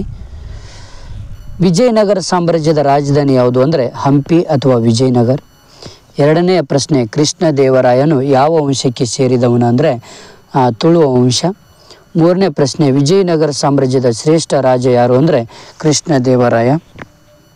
4ನೇ ಪ್ರಶ್ನೆ, ಯಮನ ರಾಜ್ಯ ಪ್ರತಿಷ್ಠಾಪನಾಚಾರ್ಯ ಎಂಬ ಬಿರುದನ್ನು ಹೊಂದಿದ್ದವರು ಯಾರು ಅಂದರೆ ಇಲ್ಲಿ ಕೃಷ್ಣ ದೇವರಾಯರು. ವಿಜಯನಗರಕ್ಕೆ ಭೇಟಿ ನೀಡಿದ ಪರ್ಷಿಯಾದ ರಾಯಭಾರಿಯನ್ನು ಹೆಸರಿಸಿ ಅಂದರೆ ಅಬ್ದುಲ್ ರಜಾಕ್. ಮಧುರಾ ವಿಜಯಂ ಎಂಬ ಕೃತಿ ರಚಿಸಿದವರು ಯಾರು ಅಂದರೆ ಗಂಗಾದೇವಿ. 7ನೇ ಪ್ರಶ್ನೆ, ವಿಜಯನಗರ ಸಾಮ್ರಾಜ್ಯದ ಅವನತಿಗೆ ಕಾರಣವಾದ ಕದನ ಯಾವುದು ಅಂದರೆ ಉತ್ತರ ತಾಳಿಕೋಟೆ ಕದನ ಅಥವಾ ರಕ್ಕಸತಂಗಡಿ ಕದನ ಅಥವಾ ಬನ್ನಿಹಟ್ಟಿ ಕದನ ಅಂತ ಬರುತ್ತೆ. ಬೆಂಗಳೂರಿನ ಸ್ಥಾಪಕರು ಯಾರು ಅಂದರೆ 1ನೇ ಕೆಂಪೇಗೌಡ. ನವಕೋಟೆ ನಾರಾಯಣ ಎಂದು ಯಾರನ್ನು ಕರೆಯಲಾಗಿತ್ತು ಅಂದರೆ ಚಿಕ್ಕ ದೇವರಾಜ ಒಡೆಯರ್. ಶಿವಪ್ಪ ನಾಯಕನ ಶಿಸ್ತು ಎಂದರೇನು ಅಂದರೆ ಉದಾಹರಣೆ ಶಿವಪ್ಪ ನಾಯಕನ ಕಂದಾಯ ಪದ್ಧತಿ. ಚಿತ್ರದುರ್ಗದ ಕೋಟೆಯನ್ನು ಕಟ್ಟಿಸಿದವರು ಯಾರು ಅಂದರೆ 5ನೆಯ ಮದಕರಿ ನಾಯಕ. ಚಿತ್ರದುರ್ಗದ ಕೋಟೆಯನ್ನು ರಕ್ಷಿಸಿದ ಮಹಿಳೆಯನ್ನು ಹೆಸರಿಸಿ ಅಂದರೆ ಒನಕೆ ಓಬವ್ವ ಅಂತ ಬರುತ್ತೆ. 5 ಅಂಕದ ಪ್ರಶ್ನೆಗಳು. ತಾಳಿಕೋಟೆ ಕದನದ ಕಾರಣಗಳು ಮತ್ತು ಪರಿಣಾಮಗಳು ಯಾವುವು ಅಂದರೆ ಉತ್ತರ ತಾಳಿಕೋಟೆ ಕದನವು ವಿಜಯನಗರ ಸಾಮ್ರಾಜ್ಯದ ನಿರ್ಣಾಯಕ ಕದನವಾಗಿದ್ದು ಇದನ್ನು ರಕ್ಕಸತಂಗಡಿಗೆ 1565 ಕದನವೆಂದು ಕರೀತಾರೆ. ಈ ಯುದ್ಧ ವಿಜಯನಗರದ ರಾಮರಾಯ್ ಮತ್ತು ಶಾಹಿ ಸುಲ್ತಾನರ ನಡುವೆ ನಡೀತದೆ. ಯುದ್ಧಕ್ಕೆ ಕಾರಣಗಳು ಹೇಗೆಂದರೆ ದೋಅಬ್ ಪ್ರದೇಶದ ಮೇಲಿನ ಪ್ರಭುತ್ವ ಫಲವತ್ತಾದ ಕೃಷ್ಣ ತುಂಗಾಭದ್ರಾ ನದಿಗಳ ನಡುವಿನ ಪ್ರದೇಶ 2 ಶಕ್ತಿಗಳ ನಡುವೆ ಹೊರತಕ್ಕೆ ಇಲ್ಲಿ ಕಾರಣವಾಗುತ್ತೆ. ಓಕೆ, ನೆಕ್ಸ್ಟ್ ಇಲ್ಲಿ ವಿಜಯನಗರ ಸಾಮ್ರಾಜ್ಯದ ಆಡಳಿತವನ್ನು ವಿವರಿಸಿ ಅಂತ ಕೇಳ್ತಾರೆ. ಅಲ್ಲಿ ಕೇಂದ್ರೀಯ ಆಡಳಿತ, ಪ್ರಾಂತೀಯ ಆಡಳಿತ ಇವೆಲ್ಲ ಬರಿಬೇಕಾಗುತ್ತೆ. ನೆಕ್ಸ್ಟ್ ಅದೇ ರೀತಿ ಇಲ್ಲಿ 3ನೆಯ ಪ್ರಶ್ನೆ ನೋಡೋಣ. ವಿಜಯನಗರ ಕುರಿತು ವಿದೇಶಿ ವರದಿಗಳನ್ನು ವಿವರಿಸಿ ಅಂತ ಕೇಳ್ತಾರೆ. ಇದು ಕೂಡ ತುಂಬ important. Nicolo Conti, Abdul Razzaq, Duarte Barbosa ಅಂತ ನೀವು ಈ ಪಾಯಿಂಟ್ಸ್ಗಳನ್ನು ಹಾಕಿ ಈ ರೀತಿಯಲ್ಲಿ ಬರೆದ್ರೆ 5 ಅಂಕಗಳನ್ನು ಕೊಡ್ತಾರೆ. ನೆಕ್ಸ್ಟ್ ಇಲ್ಲಿ ಕೂಡ ಇದೆ 6 ಬರೀಬೇಕು. ಡೊಮಿಂಗೋ ಪಯಾಸ್, ಪರ್ನಾವೋ ನ್ಯೂನಿಸ್, ಸೀಸರ್ ಪೆಡ್ರಿಶಿ ಅಂತ ಬರೀಬೇಕಾಗತ್ತೆ. ನೆಕ್ಸ್ಟು 10 ಅಂಕದ ಪ್ರಶ್ನೆಗಳನ್ನು ನೋಡೋಣ. ಕೃಷ್ಣ ದೇವರಾಯನ ಸಾಧನೆಗಳ ಬಗ್ಗೆ ಒಂದು ವಿವರಣೆ ಬರೆಯಿರಿ ಅಂತ ಹೇಳ್ತಾರೆ. ಇಲ್ಲಿ ಉತ್ತರ ಸ್ವಲ್ಪ ಹೇಳ್ತೇನೆ. ಕೃಷ್ಣ ದೇವರಾಯನು ದಕ್ಷಿಣ ಭಾರತವನ್ನು ಆಳಿದ ಸರ್ವಶ್ರೇಷ್ಠ ಸಾಮ್ರಾಟರಲ್ಲಿ ಒಬ್ಬರು. ಯಾರು ಅಂದರೆ ಕೃಷ್ಣ ದೇವರಾಯನು. ಇವನು 1530 ಹುಟ್ಟಿದಂಥ ಒಬ್ಬರು. ಇವರ ಸೈನಿಕ ಸಾಧನೆಗಳು ಯಾವುದು ಅಂದರೆ ಬಿಜಾಪುರ್ ಮತ್ತು ಬೀದರ್ಗಳೊಂದಿಗೆ ಯುದ್ಧ, ಬಿಜಾಪುರದ ಸುಲ್ತಾನ್ ಯೂಸುಫ್ ಆದಿಲ್ ಶಾಹಿ ಮತ್ತು ಬೀದರ್ನ ಮಹಮ್ಮದ್ ಶಾ ಇವರ ಆಕ್ರಮಣವನ್ನು ಹೆಮ್ಮೆಡಿಸ್ತಾರೆ. ಉಮ್ಮತ್ತೂರಿನ ದಂಗೆ, ಉಮ್ಮತ್ತೂರಿನ ನಾಯಕ ಗಂಗರಾಜನ ಬಂಡಾಯವನ್ನು ಹತ್ತಿಕ್ಕಿ ಶಿವನ ಸಮುದ್ರ ಮತ್ತು ಶ್ರೀರಂಗಪಟ್ಟಣ ಕೋಟೆಯನ್ನು ವಶಪಡಿಸಿಕೊಳ್ತಾರೆ. ನೆಕ್ಸ್ಟ್ ಕಳಿಂಗ ದಿಗ್ವಿಜಯ, ಇದು ಕೂಡ ತುಂಬ ಇಂಪಾರ್ಟೆಂಟ್.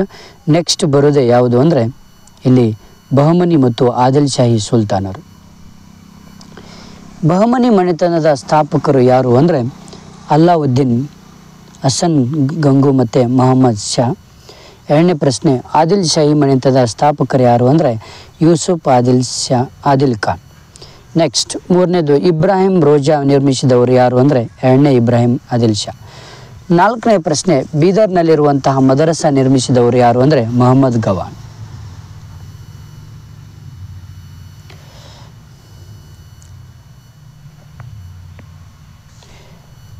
ದಕ್ಷಿಣ ಭಾರತದ ಅತ್ಯಂತ ದೊಡ್ಡ ಮಸೀದಿ ಯಾವುದು ಅಂದರೆ ಗುಲ್ಬರ್ಗಾದ ಜಾಮಿ ಮಸೀದಿ ಅಂತ ಅರ್ಥ.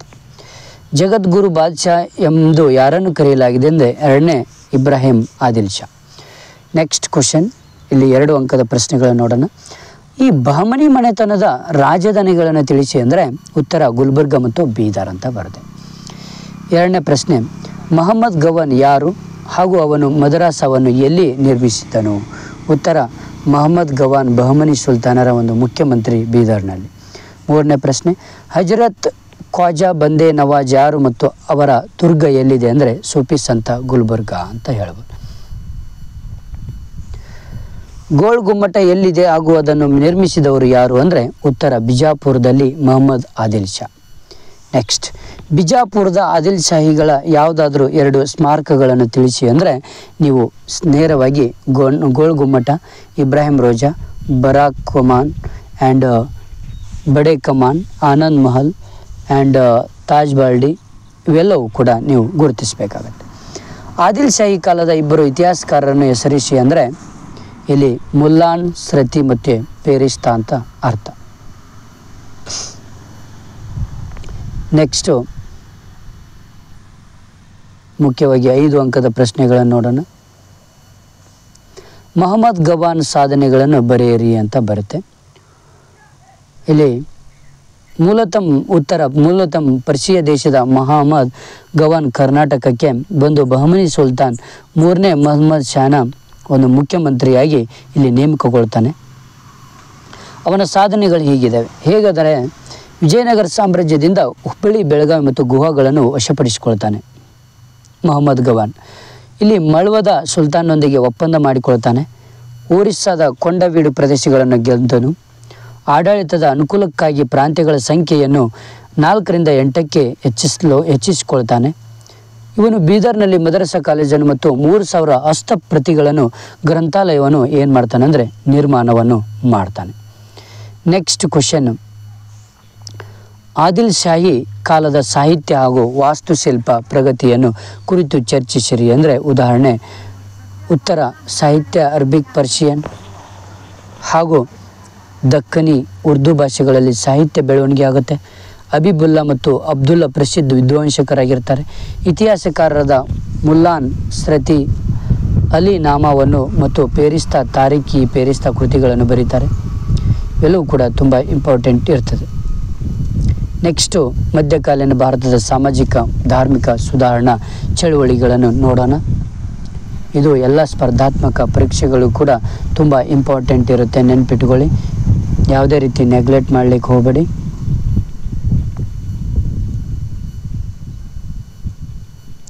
ನೆಕ್ಸ್ಟ್ ಇಲ್ಲಿ ಮುಖ್ಯವಾಗಿ ಶಂಕರಾಚಾರ್ಯರ ಜನ್ಮಸ್ಥಳ ಯಾವುದು ಅಂದರೆ ಉತ್ತರ ಕಾಲಡಿ, ಕೇರಳ ಎಂಬ ರಾಜ್ಯದಲ್ಲಿ ಬರುವಂತಹ ಒಂದು ಸ್ಥಳ ಕಾಲಡಿ ಎಂಬ ಒಂದು ಸ್ಥಳದಲ್ಲಿ ಇವರು ಏನು ಮಾಡ್ತಾರೆ ಅಂದರೆ ಜನಿಸ್ತಾರೆ. ಯಾರು? ಶಂಕರಾಚಾರ್ಯರು. ಈ ಶಂಕರಾಚಾರ್ಯರ ಸಿದ್ಧಾಂತವನ್ನು ಹೆಸರಿಸಿ ಅಂದಾಗ ಇಲ್ಲಿ ಉತ್ತರ ಅದ್ವೈತ ಅಂತ ಬರುತ್ತೆ. ನೆಕ್ಸ್ಟ್ ಕ್ವಶನ್, ರಾಮಾನುಜಾಚಾರ್ಯರ ಸಿದ್ಧಾಂತವನ್ನು ಹೆಸರಿಸಿ ಅಂತ ಕೇಳಿದಾಗ ಉತ್ತರ ವಿಶಿಷ್ಟ ಅದ್ವೈತ. 4ನೇ ಪ್ರಶ್ನೆ, ರಾಮಾನುಜಾಚಾರ್ಯರಿಗೆ ಆಶ್ರಯ ನೀಡಿದ ಹೊಯ್ಸಳ ಅರಸ ಯಾರು ಅಂದರೆ ಉತ್ತರ ವಿಷ್ಣುವರ್ಧನ. 5ನೇ ಪ್ರಶ್ನೆ, ಮಧ್ವಾಚಾರ್ಯರ ಜನ್ಮಸ್ಥಳ ಯಾವುದು ಅಂದರೆ ಪಾಜಕ. ಯಾವುದು? ಪಾಜಕ ಅಂತ ಬರುತ್ತೆ. ಮಧ್ವಾಚಾರ್ಯರ ಒಂದು ಮೂಲ ಹೆಸರು ಏನು ಅಂದರೆ ಉತ್ತರ ವಾಸುದೇವ ಪೂರ್ಣ ಪ್ರಜ್ಞ ಆನಂದ ತೀರ್ಥ ಅಂತ ಬರುತ್ತೆ. ಮಧ್ವಾಚಾರ್ಯರ ಸಿದ್ಧಾಂತವನ್ನು ಹೆಸರಿಸಿ ಅಂದರೆ ದ್ವೈತ. ಬಸವೇಶ್ವರರ ಜನ್ಮಸ್ಥಳ ಯಾವುದು ಅಂದರೆ ಬಾಗೇವಾಡಿ. ಬಸವೇಶ್ವರರಿಗೆ ರಾಜಾಶ್ರಯ ನೀಡಿದ ಕಲ್ಚೂರಿ ಅರಸ ಯಾರು ಅಂದರೆ ಬಿಜ್ಜಳ ಅಂತ ಬರುತ್ತೆ. ಅನುಭವ ಮಂಟಪದಲ್ಲಿ ನಡೆಯುತ್ತಿದ್ದ ಧರ್ಮಗೋಷ್ಠಿಯ ಅಧ್ಯಕ್ಷತೆ ವಹಿಸುತ್ತಿದ್ದವರು ಯಾರು ಅಂದರೆ ಅಲ್ಲಮ ಪ್ರಭುಗಳು. ರಮಾನಂದವರು ಎಲ್ಲಿ ಜನಿಸಿದರು ಅಂದರೆ ಪ್ರಯಾಗದಲ್ಲಿ ಜನಿಸ್ತಾರೆ. ಸಿಖ್ ಧರ್ಮದ ಸ್ಥಾಪಕರು ಯಾರಂದರೆ ಉತ್ತರ ಗುರು ನಾನಕ್. 13ನೇ ಪ್ರಶ್ನೆ, ಸಿಖ್ಖರ ಪವಿತ್ರ ಗ್ರಂಥ ಯಾವುದು ಅಂದರೆ ಗುರು ಗ್ರಂಥ ಸಾಹೇಬ್. ರಾಜಸ್ಥಾನದಲ್ಲಿ ತನ್ನ ಸಿದ್ಧಾಂತವನ್ನು ಜನಪ್ರಿಯಗೊಳಿಸಿದ ಕೃಷ್ಣನ ಭಕ್ತಿ ಯಾರು ಅಂದರೆ ಮೀರಾಬಾಯಿ. ಸೂಫಿ ಎಂಬ ಶಬ್ದ ಯಾವ ಪದದಿಂದ ಬಂದಿದೆ ಅಂದರೆ ಸಾಪ್ ಅಂತ ಹೇಳ್ಬೋದು ನಾವು. ಚಿಸ್ತಿ ಪಂಥದ ಸ್ಥಾಪಕರು ಯಾರು ಅಂದರೆ ಖ್ವಾಜಾ ಅಬ್ದುಲ್ ಚಿಸ್ತಿ. 17ದು ಸುಹರ್ವರ್ದಿ ಪಂಥದ ಸ್ಥಾಪಕರು ಯಾರಂದರೆ ಶೇಖ್ ಶಹಾಬುದ್ದೀನ್. ನೆಕ್ಸ್ಟ್ ಕ್ವಶನ್, ಈ ಕೆಳಗಿನ ಪ್ರಶ್ನೆಗಳಿಗೆ ಪ್ರತಿಯೊಂದಕ್ಕೂ 2 ಪದ ಅಥವಾ 2 ವಾಕ್ಯಗಳಲ್ಲಿ ಉತ್ತರಿಸಿ. ಅಂದರೆ ಉತ್ತರ ಶಂಕರಾಚಾರ್ಯರ ತಂದೆ ತಾಯಿ ಯಾರು ಅಂದರೆ ಉತ್ತರ ಶಿವಗುರು ಮತ್ತು ಆರ್ಯಂಬ. ಎರಡನೇ ಪ್ರಶ್ನೆ, ಶಂಕರಾಚಾರ್ಯರನ್ನು ಷಣ್ಮತ್ ಸ್ಥಾಪನಾಚಾರ್ಯ ಎಂದು ಕರೆಯಲು ಕಾರಣವೇನು ಅಂದರೆ ಉತ್ತರ 6 ದೇವರುಗಳ ಪೂಜೆಗೆ ಪ್ರಾಮುಖ್ಯತೆ ನೀಡುವ ಮೂಲಕ ವಿವಿಧ ಪಂಥಗಳನ್ನು ಒಂದುಗೂಡಿಸುವ ಪ್ರಯತ್ನವನ್ನು ಮಾಡಿದ ಕಾರಣಕ್ಕಾಗಿ ಅಂತ ಹೇಳ್ಬೋದು. ಶಂಕರಾಚಾರ್ಯರು ಸ್ಥಾಪಿಸಿದ ಯಾವುದಾದರೂ 2 ಪ್ರಮುಖ ಮಠಗಳನ್ನು ಹೆಸರಿಸಿ ಅಂದರೆ ಕಾಳಿಕ ಮಠ, ಜ್ಯೋತಿರ್ಮಠ, ಶಾರದಾ ಪೀಠ, ಗೋವರ್ಧನ ಪೀಠ. ನೆಕ್ಸ್ಟ್ 4ನೇ ಪ್ರಶ್ನೆ, ಶಂಕರಾಚಾರ್ಯರು ಯಾವುದಾದ್ರೂ 2 ಕೃತಿಗಳನ್ನು ಹೆಸರಿಸಿ ಅಂದರೆ ಆನಂದ ಲಹರಿ, ಶಿವಾನಂದ ಲಹರಿ, ಸೌಂದರ್ಯ ಲಹರಿ, ಭಜ ಗೋವಿಂದಂ, ವಿವೇಕ ಚೂಡಾಮಣಿ ಅಂತ ನೀವು ಬರಿಬೇಕಾಗುತ್ತೆ. ನೆಕ್ಸ್ಟ್, ರಾಮಾನುಜಾಚಾರ್ಯರು ಯಾವ ವರ್ಷ ಎಲ್ಲಿ ಜನಿಸ್ತಾರೆ ಅಂದರೆ 1017 ಶ್ರೀ ಪೆರಂಬದೂರಿನಲ್ಲಿ ಜನಿಸ್ತಾರೆ. ರಾಮಾನುಜಾಚಾರ್ಯರ ತಂದೆ ತಾಯಿ ಯಾರು ಅಂದರೆ ಕೇಶವ ಸೋಮಯಾಜಿ ಮತ್ತು ಕಾಂತಿಮತಿ ಅಂತ ಹೇಳ್ಬೋದು. ರಾಮಾನುಜಾಚಾರ್ಯರು ಯಾವುದಾದ್ರೂ 2 ಕೃತಿಗಳನ್ನು ಹೆಸರಿಸಿ ಅಂದರೆ ವೇದಾಂತ ಸಾರ, ವೇದಾಂತ ಸಂಗ್ರಹ, ವೇದಾಂತ ಸೂತ್ರ, ಗೀತ ಭಾಷ್ಯ, ಶ್ರೀ ಭಾಷ್ಯ ಅಂತ ನಾವು ಹೇಳ್ಬೋದು. ಓಕೆ. ಬಸವೇಶ್ವರರು ಯಾವ ವರ್ಷದಲ್ಲಿ ಎಲ್ಲಿ ಜನಿಸಿದ್ರು ಅಂದರೆ 1132 ಬಾಗೇವಾಡಿಯಲ್ಲಿ ಇವರು ಜನಿಸ್ತಾರೆ. ಬಸವೇಶ್ವರರ ತಂದೆ ತಾಯಿ ಹೆಸರೇನು ಅಂದರೆ ಉದಾಹರಣೆ ಮಾದರಸ ಮತ್ತು ಮಾದಲಾಂಬಿಕೆ ಅಂತ ನಾವು ಹೇಳ್ಬೋದು. 14ನೇ ಪ್ರಶ್ನೆ, ಅನುಭವ ಮಂಟಪವನ್ನು ಸ್ಥಾಪಿಸಿದವರು ಯಾರು ಮತ್ತು ಎಲ್ಲಿ ಅಂದರೆ ಬಸವೇಶ್ವರರು ಕಲ್ಯಾಣದಲ್ಲಿ. ಯಾವುದಾದ್ರೂ 2 ಪ್ರಮುಖ ಸೂಫಿ ಪಂಥಗಳನ್ನು ಹೆಸರಿಸಿ ಅಂದರೆ ಇಲ್ಲಿ ಉತ್ತರ ಚಿಸ್ತಿ ಪಂಥ ಮತ್ತು ಸುಹರ್ವರ್ದಿ ಪಂಥ ಅಂತ ಬರುತ್ತೆ. 16ನೇ ಪ್ರಶ್ನೆ, ಚಿಸ್ತಿ ಪಂಥದ ಯಾವುದಾದ್ರೂ 2 ಪ್ರಮುಖ ಸಂತರನ್ನು ಹೆಸರಿಸಿ ಅಂದರೆ ಉತ್ತರ ಶೇಖ್ ಸಲೀಂ ಚಿಸ್ತಿ, ಮೊಯ್ದೀನ್ ಚಿಸ್ತಿ, ನಿಜಾಮುದ್ದೀನ್ ಔಲಿಯಾ, ಪರಿಮುದ್ದೀನ್ ಶೇಖರ್. 5 ಅಂಕದ ಪ್ರಶ್ನೆಗಳನ್ನು ನೋಡೋಣ. ಶಂಕರಾಚಾರ್ಯರ ಜೀವನ ಮತ್ತು ಬೋಧನೆಗಳನ್ನು ವಿವರಿಸಿ ಅಂತ ಕೇಳಿದಾಗ ಇಲ್ಲಿ ಮುಖ್ಯವಾಗಿ ಉತ್ತರ ಶಂಕರರು ಕೇರಳದ ಕಾಲಡಿ ಎಂಬಲ್ಲಿ ಜನಿಸ್ತಾರೆ. ಶಿವಗುರು ಮತ್ತು ಆರ್ಯರಂಬ ಇವರ ತಂದೆ ತಾಯಿಯವರು. ಮುಂದೆ ತಾಯಿಯ ಅನುಮತಿ ಪಡೆದು ನರ್ಮದಾ ತೀರಕ್ಕೆ ಬಂದು ತಮ್ಮ ಗುರು ಗೋವಿಂದ ಭಗವತ್ಪಾದರನ್ನು ಭೇಟಿ ಮಾಡ್ತಾರೆ. ನಂತರ ದೇಶಾದ್ಯಂತ ಪ್ರವಾಸ ಮಾಡಿ ನೇಪಾಳ, ಬನಾರಸ್, ದ್ವಾರಕಾ, ಶೃಂಗೇರಿ ಮುಂತಾದ ಕಡೆ ಭೇಟಿ ನೀಡಿ ತಮ್ಮ ಅದ್ವೈತ ತತ್ವವನ್ನು ಪ್ರಸಾರ ಮಾಡ್ತಾರೆ. ಇದಕ್ಕಾಗಿ 4 ಪ್ರಮುಖ ಮಠಗಳನ್ನು ಸ್ಥಾಪನೆ ಮಾಡ್ತಾರೆ. ಒಂದು ಪುರಿಯ ಗೋವರ್ಧನ ಪೀಠ, ದ್ವಾರಕೆಯ ಕಾಳಿಕಾ ಮಠ, ಬದ್ರಿನಾಥದ ಜ್ಯೋತಿರ್ಮಠ, ಶೃಂಗೇರಿಯ ಶಾರದಾ ಪೀಠ, ಶಿವ, ವಿಷ್ಣು, ಸೂರ್ಯ, ಗಣೇಶ್, ಕುಮಾರ್ ಮತ್ತು ಶಕ್ತಿ ದೇವತೆಗಳ ಸಾಮೂಹಿಕ ಆರಾಧನೆಗೆ ಕರೆ ನೀಡಿ ಷಣ್ಮತ ಸ್ಥಾಪನಾಚಾರ್ಯ ಎಂಬ ಬಿರುದನ್ನು ಇವರು ಪಡಿತಾರೆ. ಈ ರೀತಿಯಲ್ಲಿ ನೀವು ಬರಿಬೇಕಾಗುತ್ತೆ. ರಾಮಾನುಜಾಚಾರ್ಯರ ಜೀವನ ಮತ್ತು ಬೋಧನೆಗಳನ್ನು ವಿವರಿಸಿ ಅಂತ ಕೇಳಿದಾಗ ಉತ್ತರ ಏನು ಬರೀಬೇಕು ಅಂದರೆ ರಾಮಾನುಜಾಚಾರ್ಯರು ಚೆನ್ನೈ ಸಮೀಪದ ಶ್ರೀ ಪೆರಂಬದೂರಿನಲ್ಲಿ ಜನಿಸ್ತಾರೆ. ಕೇಶವ ಸೋಮಯಾಜಿ ಮತ್ತು ಕಾಂತಿಮತಿಯವರ ತಂದೆ ತಾಯಿಯರು. ಕಂಚಿಯ ಯಾದವ ಪ್ರಕಾಶರು ಇವರ ಗುರುಗಳು. ನಂತರ ತಂಗಮ್ಮ ಎಂಬ ಹುಡುಗಿಯನ್ನು ವಿವಾಹವಾಗಿ ಸಾಂಸಾರಿಕ ಜೀವನದಲ್ಲಿ ತೃಪ್ತಿ ಕಾಣದೆ ಸನ್ಯಾಸಿಯಾಗ್ತಾರೆ. ಮುಂದೆ ಶ್ರೀರಂಗಂ ಮಠದ ಮುಖ್ಯಸ್ಥರಾಗಿ ವೈಷ್ಣವ ಮತವನ್ನು ಜನಪ್ರಿಯಗೊಳಿಸ್ತಾರೆ. ಇದು ಶೈವ ಧರ್ಮಕ್ಕೆ ಸೇರಿದ ದೊರೆ ಕುಲೋತ್ತುಂಗ ಚೋಳನಿಗೆ ಇಷ್ಟವಾಗಲಿಲ್ಲ. ಆದ್ದರಿಂದ ರಾಮಾನುಜರು ಕರ್ನಾಟಕಕ್ಕೆ ಬಂದು ಹೊಯ್ಸಳ ಅರಸ ವಿಷ್ಣುವರ್ಧನನ ಆಶ್ರಯ ಪಡೆದು ಮೇಲುಕೋಟೆಯಲ್ಲಿ 20 ವರ್ಷ ನೆಲೆಸ್ತಾರೆ. ಅವರು ವೇದಾಂತ ಸಾರ, ವೇದಾಂತ ಸಂಗ್ರಹ, ವೇದಾಂತ ಸೂತ್ರ ಮೊದಲಾದ ಕೃತಿಗಳನ್ನು ಬರೀತಾರೆ. ವಿಶಿಷ್ಟ ಅದ್ವೈತ ಸಿದ್ಧಾಂತ, ರಾಮಾನುಜ ವಿಶಿಷ್ಟ ಅದ್ವೈತ ಸಿದ್ಧಾಂತವನ್ನು ಇಲ್ಲಿ ಪ್ರತಿಪಾದಿಸ್ತಾರೆ.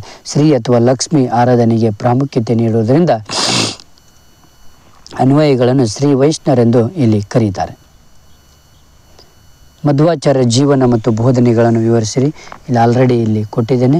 ಇದೇ ರೀತಿ ಬರೆದ್ರೆ ನಿಮಗೆ 5 ಮಾರ್ಕ್ಸ್ಗಳನ್ನು ಕೊಡ್ತಾರೆ.